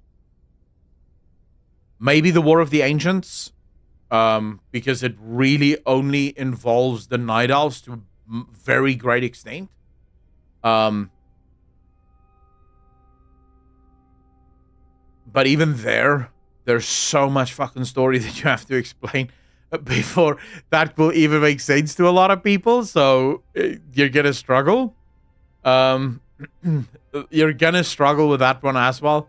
The audience discovering things, as the adventuring party does, is a great way to handle any giant world for sure. Shane, I agree with you. Because remember, the adventurers will also not know anything. It's not like the adventurers will know who this Lich King is that they're hunting. They just know that there is a dude that's raising the fucking dead and killed one of their wives or one of their boyfriends or something, right? And that's why they're hunting him. So you'll learn about the Lich King as they learn about the Lich King.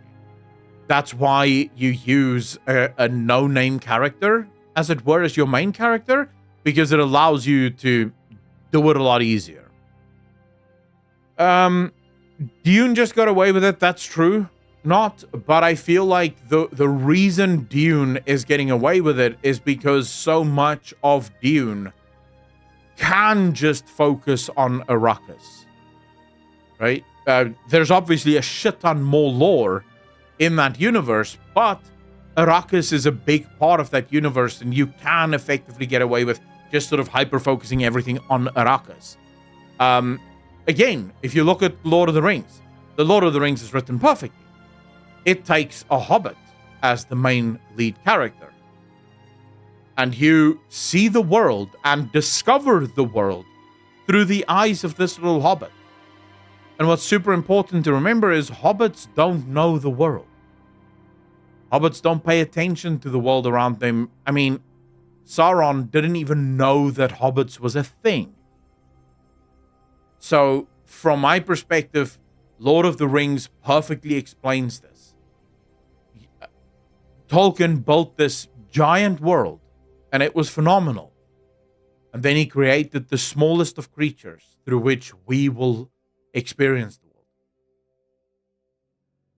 And as they discover the world, we discover the world, right? And when the time is right, now we can start focusing on other characters because we're starting to get to know them. Stuff of that nature, right?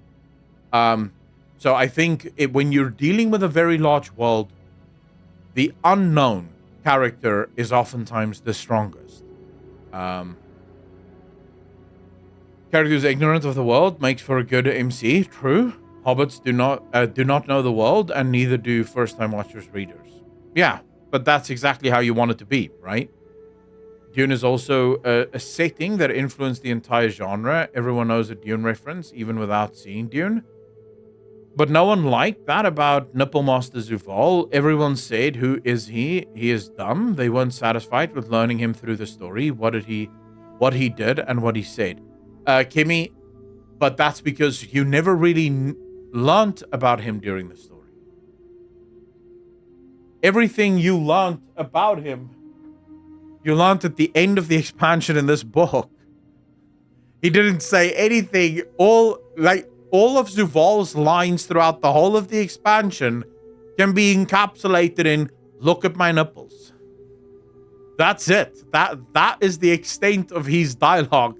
Is, oh look, my nipples are perky, or whatever the fuck he said.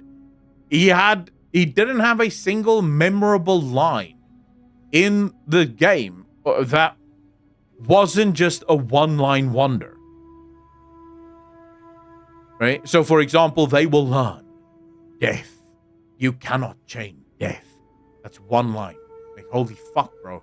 That's all you're going to say? Great. So, no. There's nothing wrong with introducing a character for the first time and running through that character, but you have to make sure that that character actually then reveals himself, right? In the story. The problem with Zuval was he never revealed himself. He just showed up with no shirt. I don't know, looking cute, I guess. Death was never meant to be chained. That was the line. Damn.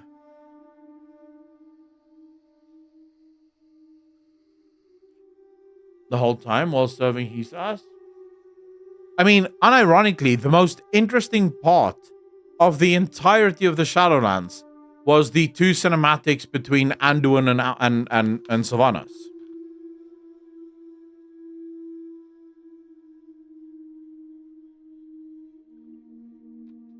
I mean, yeah, if we saw a little bit more of Zuval, if we learned a little bit more about Zuval, I feel like Zuval would probably have been a much better character, because now, after the fact, there's a lot of things about Zuval that makes a lot more sense. You know, and Zuval is a much more interesting character now, after the fact. Kind of separate from the huge story, but leads directly into the premise of WoW. I would love a Vol'jin show. You could do a Vol'jin show as well, but again, in order to tell the story of Vol'jin, you're going to have to tell a lot of other stories, and every single time you introduce a new character into the story, their backstory has to be taken into account. And you need to remember, if you're going to be dealing with an audience that has never seen anything about World of Warcraft, how are they going to deal with that story? Right? Because that's important. It's important to remember. And I feel like that's one of the reasons the Warcraft movie failed at the box office. Unless you knew the lore. Well, here's why it really failed. If you didn't know the lore of World of Warcraft or of Warcraft, you were shit out of luck because that movie wasn't doing a great job of explaining it. If you did know the lore of Warcraft, you were shit out of luck because that movie was shitting all over it. So it was sort of like it was a loss for everyone. But I will say, if you knew the lore, it was an enjoyable movie. I liked it. I liked the movie. I rewatched it not too long ago, actually, because it's fun. It's a fun movie. I thought it was really fun. But I could see while watching it, if I didn't know shit about WoW, I would be lost. Well, I would be completely lost if I didn't know the lore. So yeah, I do think that's sort of the big issue there. The issue is the signposting of progression promises. WoW was leading completely different directions and then randomly veers off into a side quest. That was the plan all along. Fire Titan, I'm not entirely sure what you're referring to, though.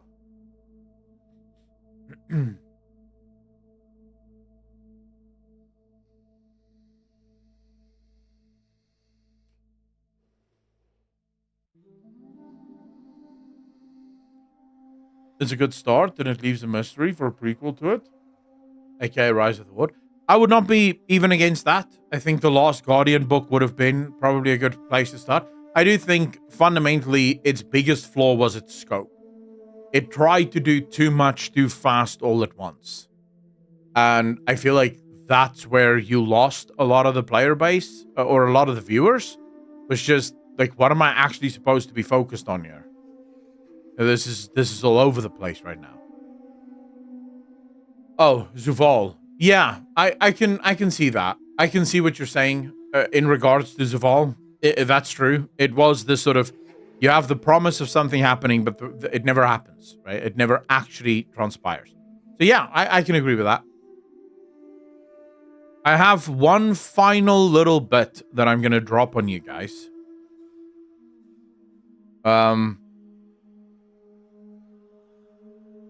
That I think might actually be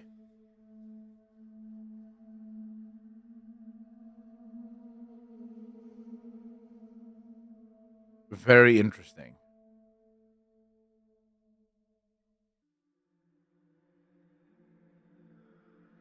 Let me just make sure. All right. Again, this is a theory that I'm working on. I'm not done with it just yet. But people have been mentioning this for a while now. And one specific person that's been talking about this a lot is here with us in chat tonight, and it's Ronan. Ronan, I see you. For those of you that think I don't read the comment section, I promise you I do. I love reading the comment section. It always makes me think about theories and stuff that I could do, and stuff that I could talk about. So, you guys remember this? The mural.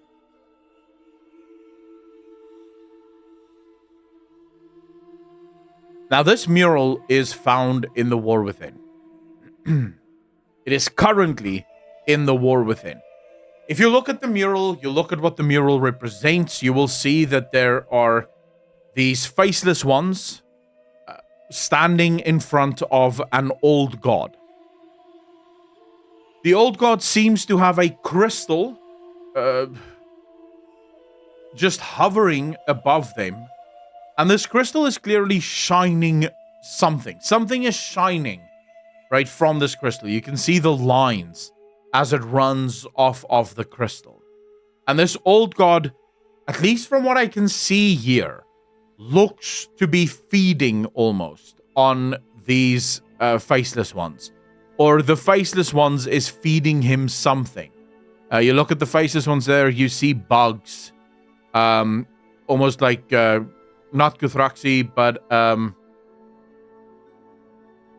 what are they called? What do they call themselves now? Not the Mantid. Nerubians. You almost see unevolved Nerubians walking in front of him. If you look very closely there, I don't know if you guys can see it. Where my mouse is now, do you see those little bugs?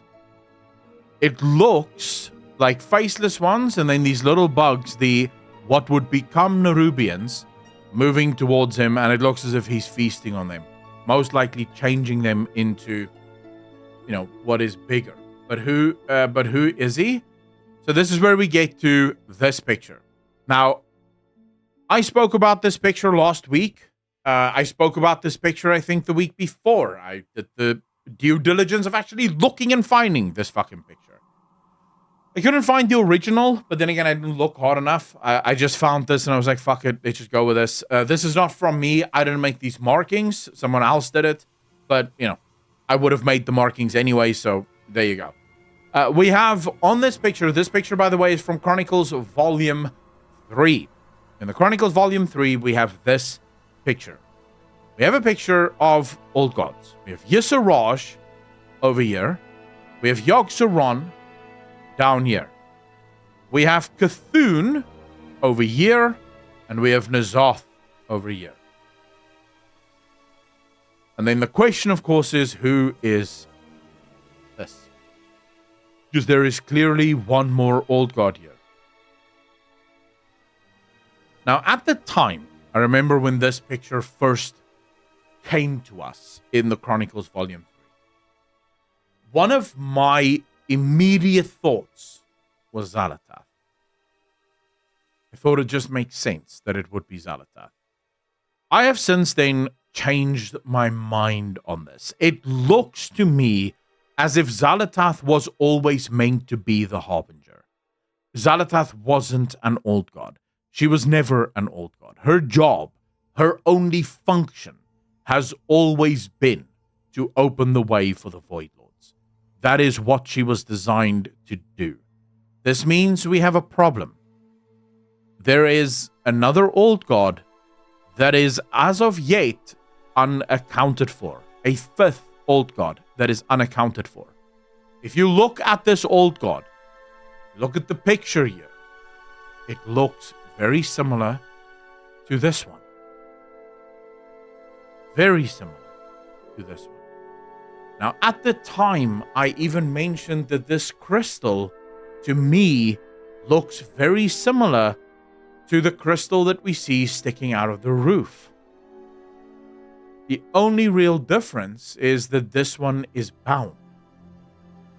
This crystal is bound by the old gods. The other one looks to be a little bit more free. And also, it is entirely possible that this crystal is a depiction of the whole, but not in its original form. So what I mean by that is, when they made this mural, they decided to take artistic license, and they made the crystal its own, right? They showed the crystal as it would look in its splendor as part of the old god Nyalotha, rather than what it is. If you think about the crystal that is currently stuck in the roof of Hallowfall, what does it do? What is its main job? It is where the light comes from, right? It's where the light in Hallowfall comes from. Hallowfall is clearly where this is. Well, it's not pink, it's purple, Kimmy. It's purple, signifying, in my opinion at least, the void element of it. And we know that the crystal is currently ticking from light to void, which suggests that at the time, the old gods, when the old gods reigned in this area, this crystal wasn't showing light. And it may actually have been the Arathi that purged the void from the crystal. Either the Arathi did it, or maybe the Titans did it with the help of the Earthen, but someone purged. After the destruction of the old gods, someone purged that crystal and turned it into a crystal of light rather than what it was here. Now, we already know that the Naru have a tendency to shift from light to void. We already know that beings of light have not been seen outside of the Naru, so we don't actually know what they would do, right? But if the Naru can shift from void to light, then maybe other light beings can shift from void to light as well. We just don't know. Now, how many of you immediately started asking the question, well then, Akalon, where is this old god? If indeed, if you bite and you believe that this is in fact the fifth old god, and this old god and this old god is in fact the same old god, then where is this old god?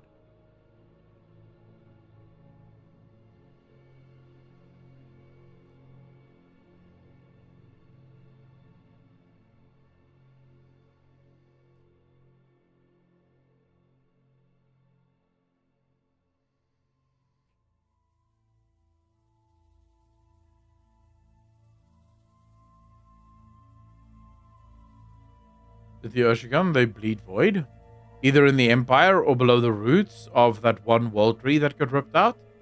So I don't think it's below the roots. The roots are already protected and the roots don't seem to be corrupted. I don't think so, Aviv. So remember my theory last week. Now, I've had some time to think about that theory. And here's what I'll say about it. I want you to imagine once again Azeroth. Imagine Azeroth as a 3D round object. Now, in your mind's eye, imagine Kalimdor, Eastern Kingdoms, Northrend, the Dragon Isles, Pandaria. And imagine that the lands of Eastern Kingdoms, Kalimdor, Northrend, and Pandaria, imagine it forms a circle, right? Now, if you zoom out from that circle just a little bit, you land in what I like to call the ordered center of Azeroth. a piece of Azeroth that was built to be preserved by the Titans, held away from the chaos that otherwise would be the creation or the life of Azeroth itself. How do I know this? Well, we look at the story. We look at the evidence. We can't prove anything, but we can look at evidence. And if we have enough evidence, we can maybe make some connections. Now, last week we spoke about this. If you were to stand on the shores of Eastern Kingdoms and you decided to travel east, you would hit a place called the Veiled Sea. If you stood on Kalimdor and you traveled west, you would hit a place called the Veiled Sea. If you stood on Northrend and traveled north, you would hit a place called the Veiled Sea. If you stood on Pandaria and traveled south, you would hit a place called the Veiled Sea. Everywhere you go, you would hit a place called the Veiled Sea. But then in Dragonflight, something miraculous occurred. The green dragons told us a story. A story of a very fast green dragon. Her name escapes me now. But let's call her Sarah. Sarah was very quick. And Sarah is a dragon's name, believe me. Trust me, bro. Sarah was very quick. In fact, Sarah was the quickest little dragon on the isle. Sarah, in fact, was so quick that Sarah kept flying further and further out. To the point where Sarah started to feel like she could take on the Sea of Storms. Now, I challenge you to find the Sea of Storms. From what I can tell and from what I can find, no one knows where the fuck this sea is. It is a sea that all of the dragons are very much aware of. They know exactly where it is and what it is. And they're all deathly afraid of it. Because anyone that tries to go through the Sea of Storms gets fucked by the Sea of Storms. So the Sea of Storms is dangerous. That's basically what we know. We have a rough idea, we have a rough idea of where she flew to. We know that she traveled west. Okay? And we have a decent idea that it was from Kalimdor. So that's a rough idea of where she traveled to. But that doesn't tell us where the Sea of Storms is. You remember, she just wanted to travel as far as she possibly could. Now, if the Sea of Storms was just a specific area, say off the coast west of Kalimdor, then she could have just gone east and she would have still been able to fly as far as the horizons would take her. She could have flown around the Sea of Storms. She didn't have to go through the Sea of Storms. So this gives us another bit of the clue. The Sea of Storms has to be large enough that it can't be sidestepped. You can't go around it. You can't avoid it. If you wish to leave the shores of Kalimdor, the land of eternal stars, you have to go through the Sea of Storms. To my mind, and maybe some of you may disagree with me, to my mind, this would suggest that the Sea of Storms envelops Azeroth. So if you see, again, close your eyes and just think of this. Right at the top, you have Northrend. The bottom, you have Pandaria. You have Kalimdor and you have Eastern Kingdoms.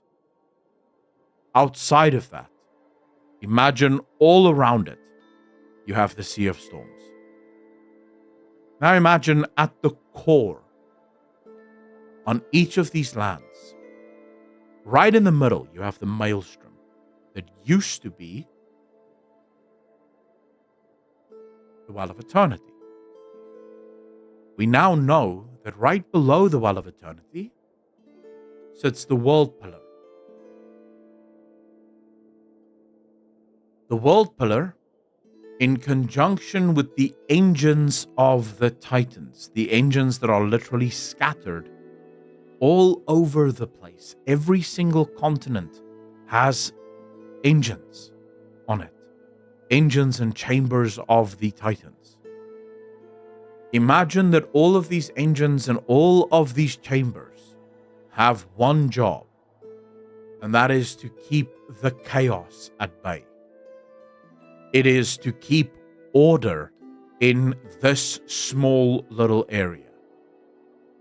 So this means that everything outside of this area is chaotic, is natural. How do we know that that is probably what it is? Well, we go back to what little we know of life on Azeroth before the Titans arrived. It is said to have been a time of great turmoil and chaos. We had the elements fighting each other, fighting the old gods, fighting for the old gods. We had the old gods at war with one another. We had life teeming on Azeroth pretty much from the start, and it wasn't ordered, right? Nothing was ordered. Everything was just happening. The Titans arrive and they establish a new zone of control, if you will. Now, my posit is that this old god you see here was too powerful to be imprisoned. This old god lies outside the zone of control, the fifth and the greatest of the old gods, one that was left to his own devices because they couldn't get him. How do we know they couldn't get him? Because Odin says it. Odin writes about the earthen and the constructs, the brothers of the Watchers, who did not believe the Titans' lies and escaped to Avaloran. And every single expedition that they sent to Avaloran, they never returned. It never says that these Watchers that turned against the Titan Watchers that we know, you know, Odin and Loken and Aenor, not Aenor, Life Bitch, what's her name? Oh, Aenor's daughter is kind of, what's her name? Doesn't really matter, but now I need to have the name in order to continue.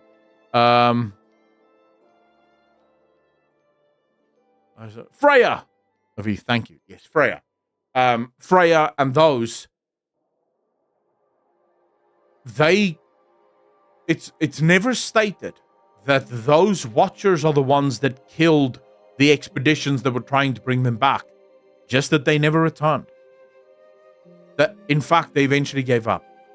They realized that they're never getting these guys back. So, to my mind, this would also play perfectly into the one line from Azshara. When Azshara says, I go to claim the ultimate throne of power. And we all ask, what do you mean? What throne of power? Well, if indeed this old god is the most powerful of all of the old gods, and I would remind you all that even in this picture that Blizzard themselves chose, he is the highest of all of the others, right? He is the highest of them all. Perhaps suggesting in some weird way that he was the leader of all of them. Remember, the Titans tell us that Yisaraj was the largest of all of the old gods, but that comes from the Titans. It could be a lie, it could be the truth, we just don't know. But if it's true that this is in fact the most powerful of all of the Titans, then it would suggest that that is where Azshara is going. When Azshara says in Dragonflight, when the followers of Azshara says that Azshara has finally made it through the barrier, that is what the Umbral Veil, as they called it, that is what they're referring to. She's going to that dude because he has the ultimate power on Azeroth. We, of course, don't know what his name is. We've never even heard of him. The mural seems like one of the little stories from one of the time rifts where there were mortals sacrificed to the Ancient One. Could this dome of order be created, maintained by Ulduar, thereby giving reason to us going there in Lost Titan to learn Titan secrets? Lexi, I would not put it past. I would not put it past the Titans that Ulduar. I think we can all agree that Ulduar is probably the greatest of all of the Titan facilities. It definitely seems to be over-designed for what it's supposed to do. If you compare it to all of the other Titan facilities, none of them are quite as intricately designed as Ulduar, right? So it is entirely possible that Ulduar is the main facility. It was the last facility that was maybe built, and it was the facility that was built to basically control all of the other facilities. We might actually learn something to that nature, but that's just sort of a wishful thinking because I always love Ulduar. I would always like to go back to Ulduar. There's one more thing in this that I will just sort of point out, and that is, and I've never actually seen anyone talk about this, including myself at the time. We were so taken aback by the old gods that we never actually spoke about the banner. There is a banner that the old god Cthulhu is holding onto. And if you look at the banner, it has a hammer and what looks like a sun attached to it, and a banner that runs right down to the bottom here. You can see the handle of the banner. Now, this mountain that they're on is clearly the Nyalotha, the old empire. You can see the spires of the old empire. But what is this banner?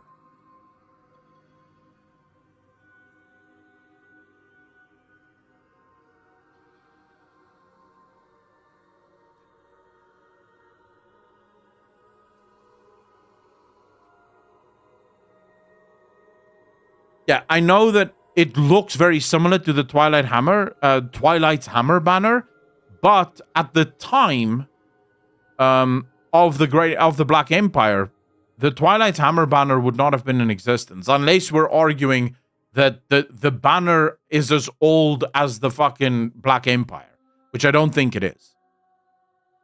From my reading of the lore, at least, the Twilight Hammer is new-ish to the lore. Right? It's a new-ish establishment. It's not quite as old as the Black Empire. And this picture clearly comes from the days of the Black Empire. So I don't think that this banner... I think the Twilight's Hammer banner is a banner that was copied from something else. I don't think it's originally their banner.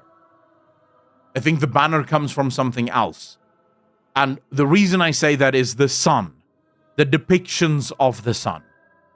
Now, I made a video, like, probably 3 or 4 years ago about the Twilight's Hammer and the fact that their banner has a sun, or what looks like a sun on it. And at the time, this is what I said.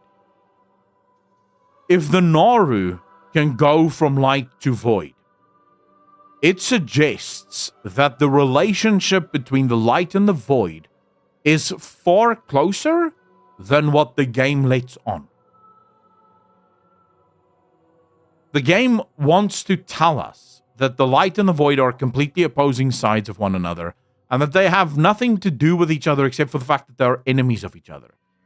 But this banner that clearly dates back to the days of the Black Empire included then the fact that Naru can naturally switch from light to void. Well, not naturally, but they can be made to turn into void Naru.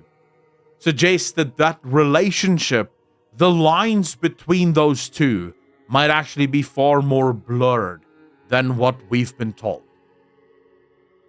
They may, in fact, not be complete opposites of one another. It could be a one coin, two sides kind of thing. It could be even more closely related. I'm not entirely sure. I'm just throwing this out there because why not? In 4 years, I've not had an answer to this particular problem. And I don't know if I'm going to have an answer anytime soon. But I thought I'd throw it out there because it's worth thinking about. It's worth thinking about. Even if you just believe this is the Twilight Hammer and Blizzard just did it for art's sake. Okay, great. I'm willing to concede on that. I don't care. Because fundamentally, I don't know if the lore supports that, but it might. There might be something that I'm missing. But it's still, to me, is interesting that the sun, it's clearly a depiction in part of the sun. Right? And that, to me, I think is worth exploring a little bit more. But, it is what it is.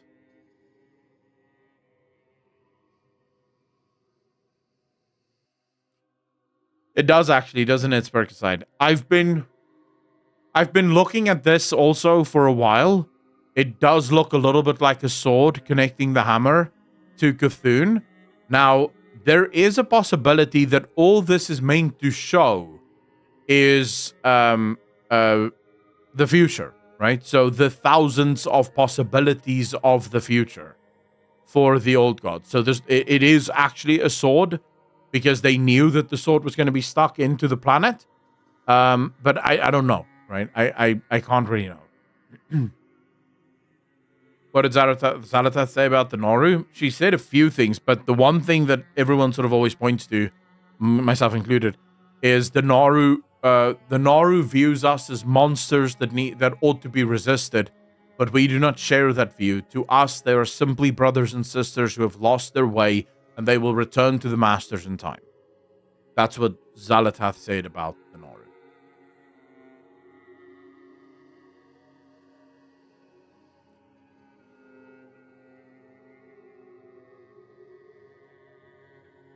Aviv, yes, but remember, just because it's 1-to-1, the point I'm making is if you for a second start saying, what if the Twilight Hammer didn't design their own banner, but instead borrowed their banner from something else as a way of showing their devotion to their masters? Then the answer, this banner is the banner of the Twilight Hammer, doesn't matter. That's not an answer to what is this banner. Because the banner did not belong to the Twilight Hammer first. It may have belonged to something before that. Because as I said, this picture appears to be from a time before mortals even. This would mean that at least at the time, it would probably not have included the Twilight Hammer, because the Twilight Hammer doesn't seem to be that old. Now, could be that the old gods always called their followers, or at least some of their followers, the Twilight Hammer clan. But I doubt it. So clearly there is something that we need to ask here. We don't know. I don't know. I just bring it up because I think it's interesting. I think it's interesting to think about, at least.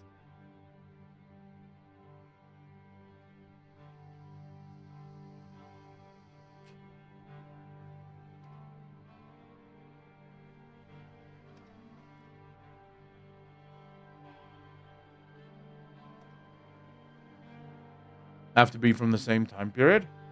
Frozen Solid, it doesn't have to be. I already fucking explained that. Guys, for 2 seconds, stop being married to your own theories. Listen to what I said. I never said that this banner is definitely from something else. I never said that this banner is definitely not the banner of the Twilight Hammer. I threw out a question. That's all I did. I threw out a question. I even said it could be that this entire thing is a version of the 1,000 Truths. In other words, the banner is simply one of those 1,000 truths. And that explains the banner perfectly. It's a Twilight Hammer banner. We don't even have to discuss it any further. But that would be fucking boring. And if we were to approach all speculation that way, we would stop speculating entirely. Because we would simply go, right, what is the most obvious answer? That is it. Let's move on. So if we're not going to speculate on things, that's fine. We don't have to. But then we can't speculate on anything. We can't pick and choose what we're going to be speculating on. Oh, no, Akalon. I do want you to speculate on who you think this old god might be, and maybe this is actually a fifth old god. I like that, but I'm not willing to speculate on the banner. That's not how that works. If we're going to speculate on the fact that there might be a fifth old god, then we may speculate on everything in this picture, including the banner. What if we read it, Cthulhu and the Twilight Hammer are carrying the flag of the Old Gods offensive since they were the first to be encountered? Again, absolutely possible, right? That is another possibility. It is probably the most obvious of possibilities, right? And I'm not willing to discount that. I'm not willing to discount anything, because fundamentally, everything I said about this banner is theoretical. There's not even a crumb in the game. The only thing that makes me question this banner is the fact that it resembles a sun. And this picture is clearly a picture of the void, of the old gods who serve the void. Why would there be a picture of the sun, right, as part of the banner? That's the only part that I thought it would be interesting to at least keep our options open of what this could potentially mean. Is there something there? Maybe not. Who cares? It's fun, right? And that's all I care about. Maybe it is depicting the culmination of attempts to penetrate into Azeroth's heart and a new Twilight Hammer that Zal is heralding in the eventual penetration needed. Again, possible. They have always been below the old gods themselves, though. They are a side army in this image. That symbol takes center stage as if it is the most important part. Actually, that's actually a good point. I didn't even think about that, but that is true. The Twilight Hammer banner has never been the banner of the old gods. It's the banner of the Twilight Hammer. It's their personal banner. The other old god troops don't march under that banner. It's only the Twilight Hammer that march under that banner. In this picture, that banner seems to, as Lexi stated, take center stage. That banner seems to be above even the old gods, or above Nyalotha, at least at at its core. But yeah, you're covering the fifth old god? I am, Ronan. I am. Roots go back to the Black Empire? Matt, it's possible. It's possible that they root all the way back to there. But that still doesn't explain why this banner is only ever seen by the Twilight Hammer and not by the old gods, right? The other old gods don't have this banner. It's just the Twilight Hammer, that, from what I've been able to find, that had this banner. And this banner seems to fly over Nyalotha, at least, if we are to believe that this represents Nyalotha, and the chaotic nature of the creation of Nyalotha. Have you seen the Dreadwake Mount also references the fifth old god? Even its back flap has a skull with tentacles in the same position as the Kazalgar mural. I have not, Ronan. I don't usually look at mounts. I'll have to take a look at that.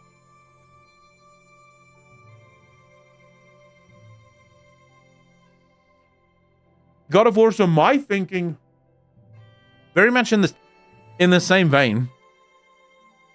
But I also sort of wonder, if we start playing with perspectives, then you could ask the question, what if the void and the light is the same entity, just viewed from different perspectives?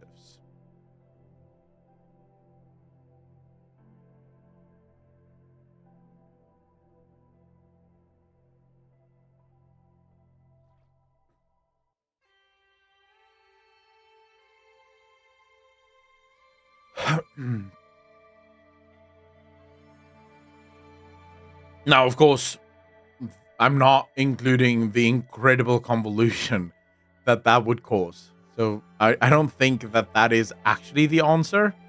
But that would be a cool answer. It would be fucked in terms of actually trying to tell the lore, but it would be it would be very interesting to play with. Even though it would basically just fuck everything, because, yeah, same entity from two different perspectives, you're starting to play around with very dangerous concepts. Because it kind of makes things very difficult now. Like a lunar cycle, a new moon, and a full moon. I'm looking at the lune being the bright between light and the shadow. Well, Ronan, actually, you used the moon perfectly just now. A full moon, a half moon, and what's the other one? It's called a full moon, a half moon, and a crescent moon, right? It's the same moon. It's just from different perspectives. There are things that's happened that's blocking certain parts of light from reaching the moon. But it is the same moon, right? The moon doesn't change. The moon is exactly the same. It's just viewed from a completely different perspective. And that changes the way the moon looks. So you could look at the old gods or the void and the light and very quickly, like, easily see how the void and the light is the exact same entity, just viewed from different perspectives.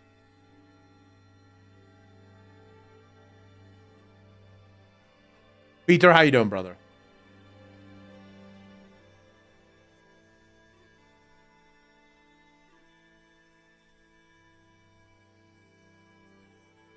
Old gods with the fifth escaping above. Lexi, that could very much be possible. That could very much be possible. Yeah, I can see that. Yesaraj, obviously senior, trying to escape himself. Actually, that's a very intelligent way of looking at it. You have the old gods. If you look at this picture, right, as Lexi just described it here, if you look at the picture, I'm going to see if I can make it a little bit smaller so we can fit all of it in, right? If you look at the picture here, and you imagine, right, this is Nyalotha, and you have the Black Empire here.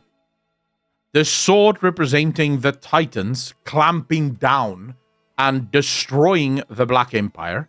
You have N'Zoth, Yogg-Saron, Yesaraj, and Cthulhu trying to escape from this destruction of the Titans. Cthulhu gets caught pretty much immediately.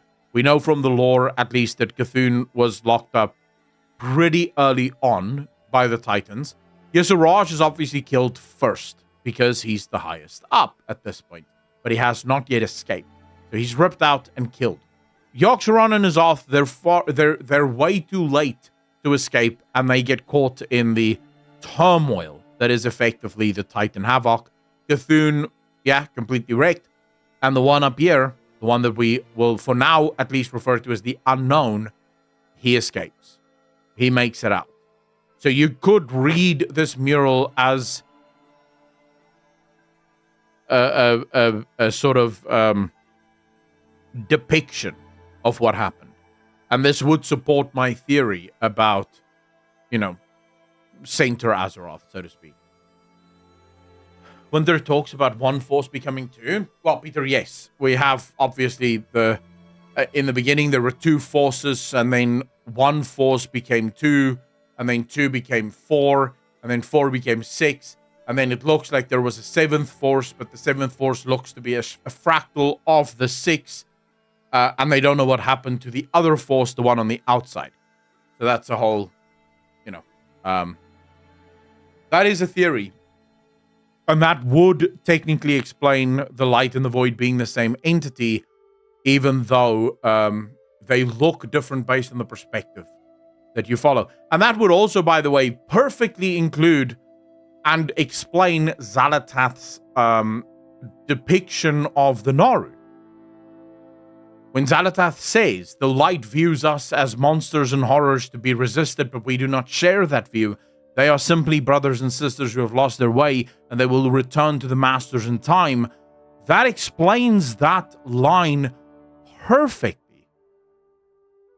If the light and the void is the same entity, simply viewed from different perspectives, then Xal'atath's words there makes absolute sense.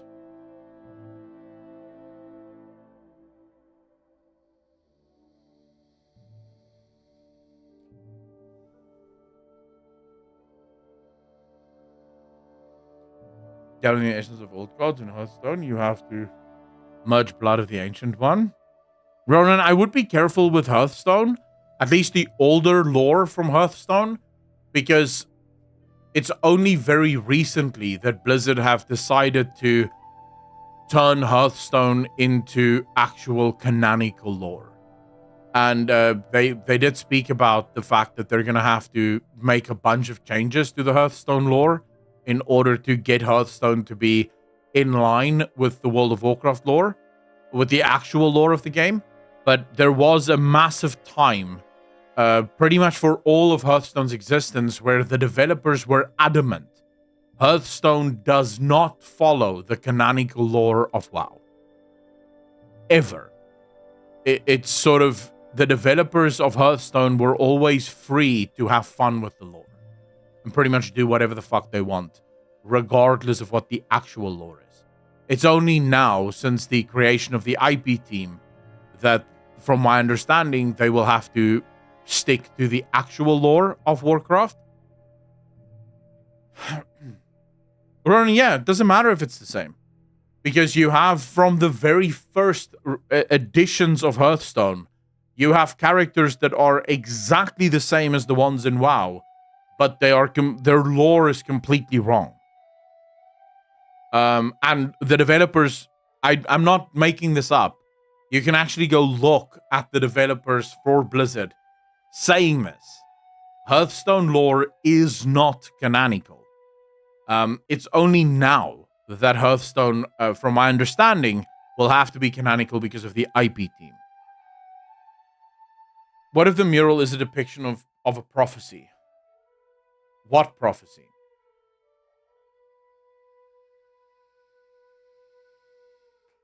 God of War, I don't know if you can say the same about order, disorder, because they appear to actually be opposites. They don't appear to be the same thing, just viewed from different perspectives. They do appear to be opposites.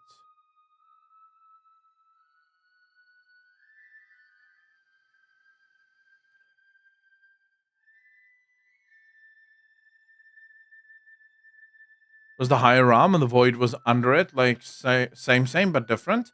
Also possible.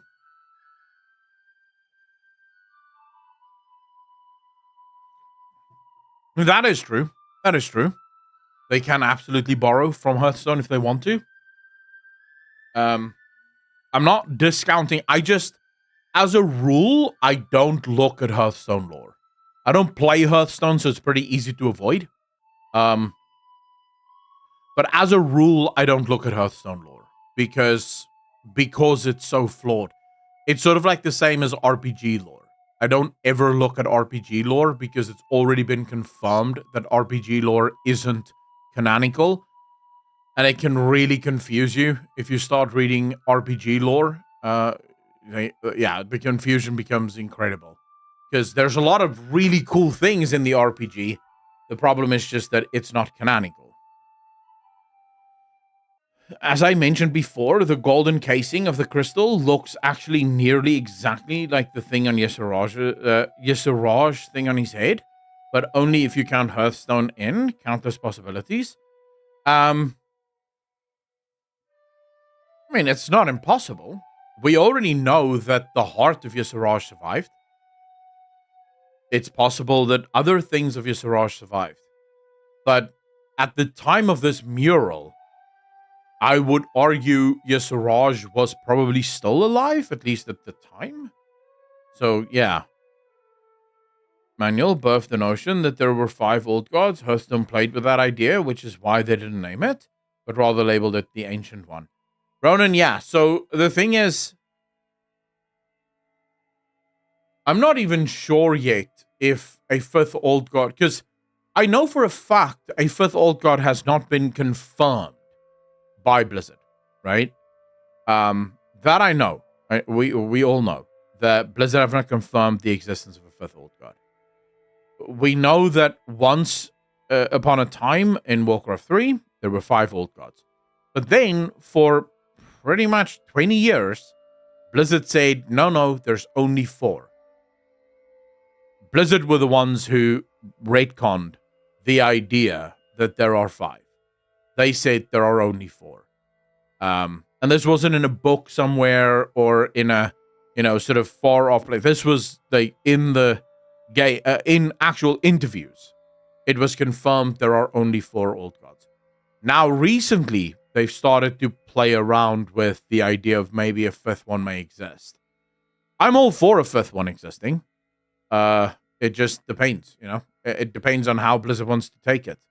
Or where Blizzard wants to take it. No, Xal'atath, I'm almost convinced that Xal'atath is not the 5th old god.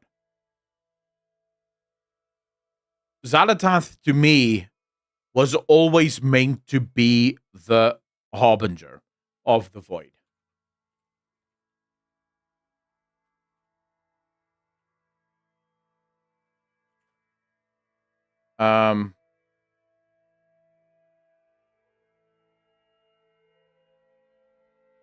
You're talking about this one.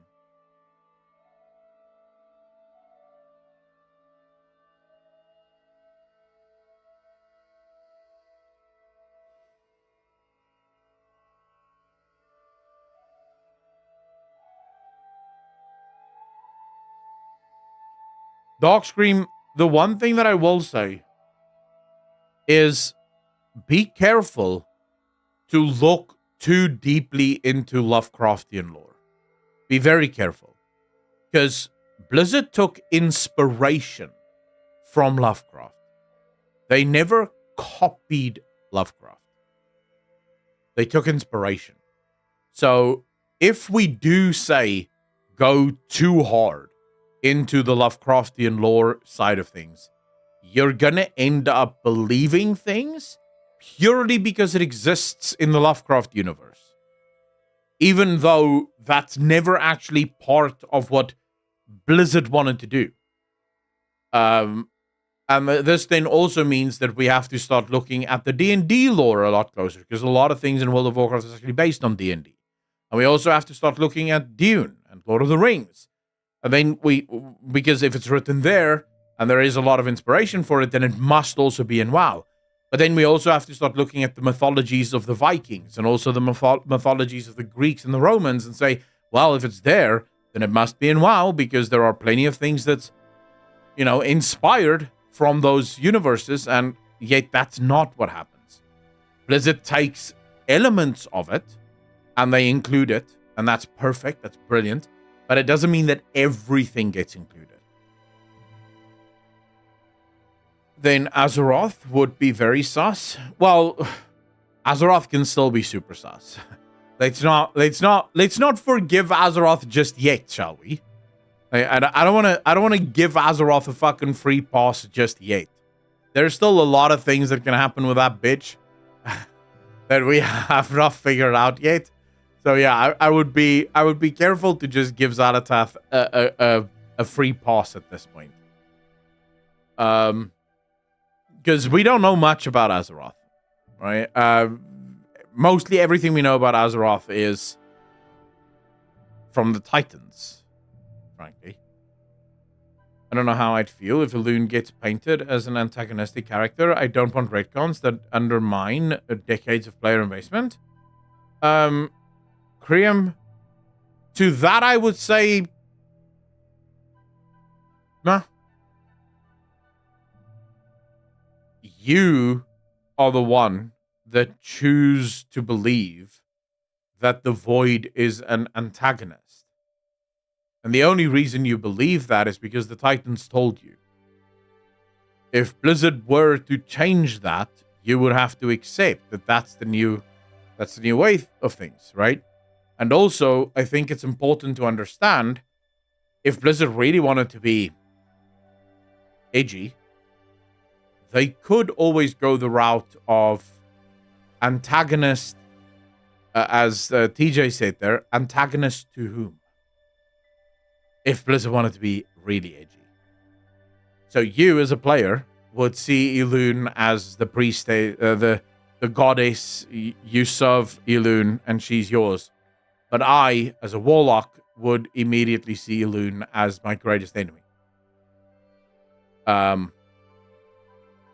If Blizzard wanted to be really sus, they could do that, and that would also be an interesting little twist on the story, right? If Blizzard wanted to start playing with those perspectives. I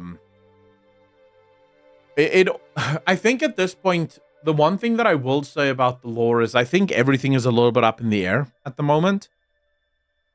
And I think it's important that we respect that. By the way, Fire Titan, did I say thank you? I don't think I did. Oh shit, bro, I'm really sorry. You subscribed, you became a member of the channel. I really appreciate your Fire. Thank you, thank you, thank you. You are far too kind, sir. I really appreciate that. Sorry, I don't have my headphones on at the moment, so I don't hear the notification, but I really appreciate you, man.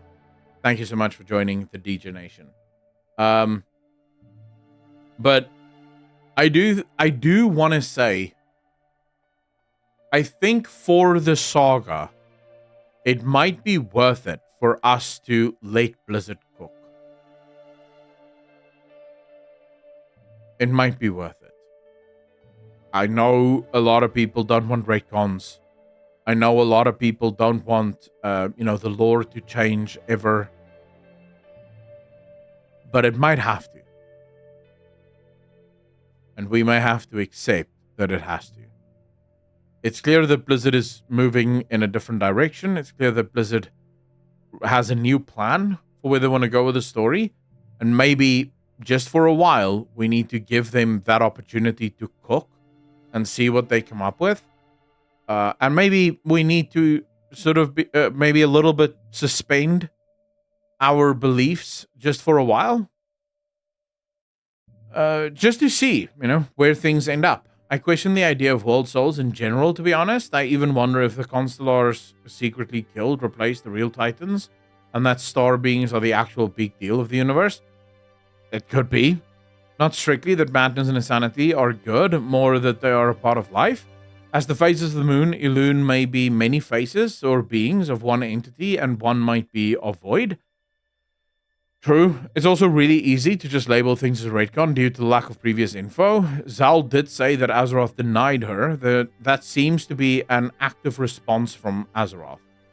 Speaking of retcons, can we talk about the retcon of the nature of necromancy? What retcon was that? A person moan about whatever they can? Yeah, of course. People are going to moan about whatever they can. But I can still ask that people provide Blizzard with a little bit of room, right? As long as the retcons improve the story rather than make stuff we've done feel less important, fine. Yeah, I agree with that. Adam, how you doing, bro? As long as we get out of the bigger bad, I was pulling in the strings all along. Yeah, I don't know. I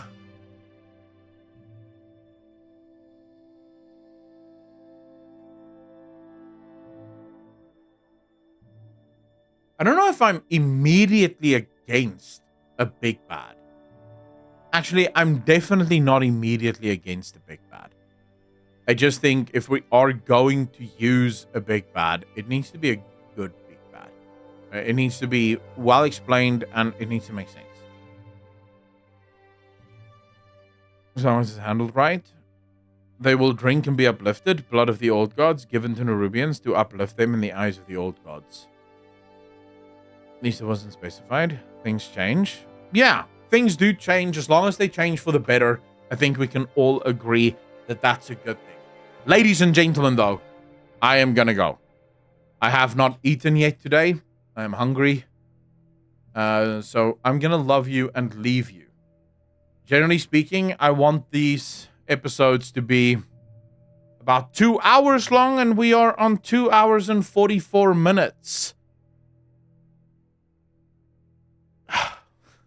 We talk too much. We talk way too much. Necromancy is supposed to be evil. It violates the nature of life and death and traps the individual in a state of undeath. That's why Forsaken and Death Knights are seen in negative light. So, well, yeah, but I agree with you.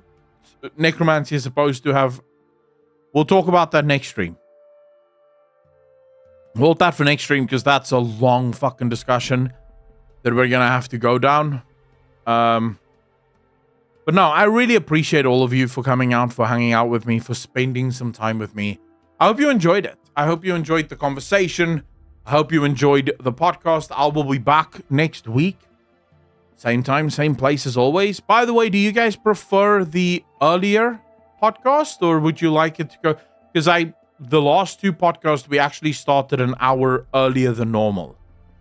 Would you prefer if it starts on the normal time, which is 6 o'clock my time, or is this time fine for you guys? It's really up to you. And I'm probably mostly talking to the Europeans here, because it depends when they get home from work and so on and so forth. Actually, you know what? Here's what I'll do. I am making a post right now in the community section. Right now in the community section, I am making a post.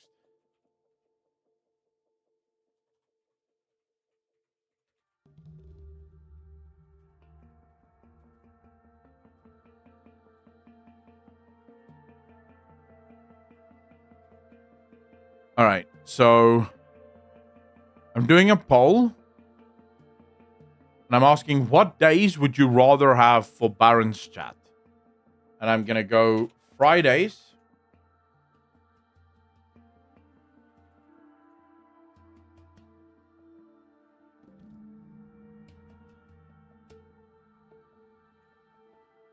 Oh, I can't do...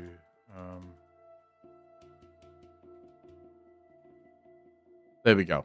All right, so I've given you guys 3 days that you can choose from.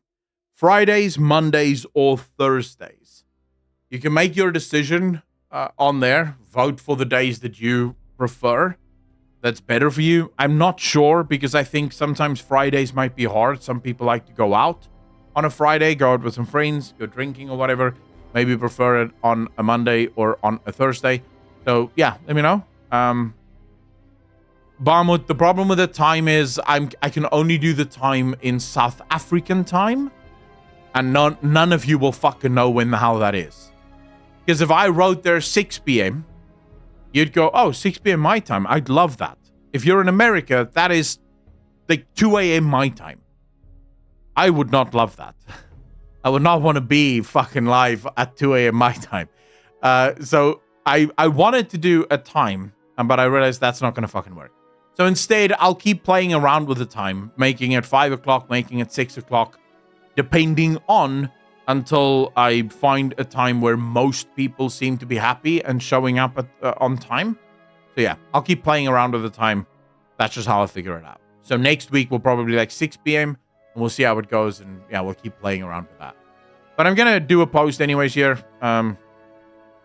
It's up if you want to go vote on that poll. But that's it, ladies and gentlemen. Please take care of yourselves. Have a wonderful weekend to each and every one of you. Whatever you're going to be doing this weekend, I hope you have a ton of fun. And yeah, thank you so much for hanging out with me, for spending time with me. I hope you enjoyed it.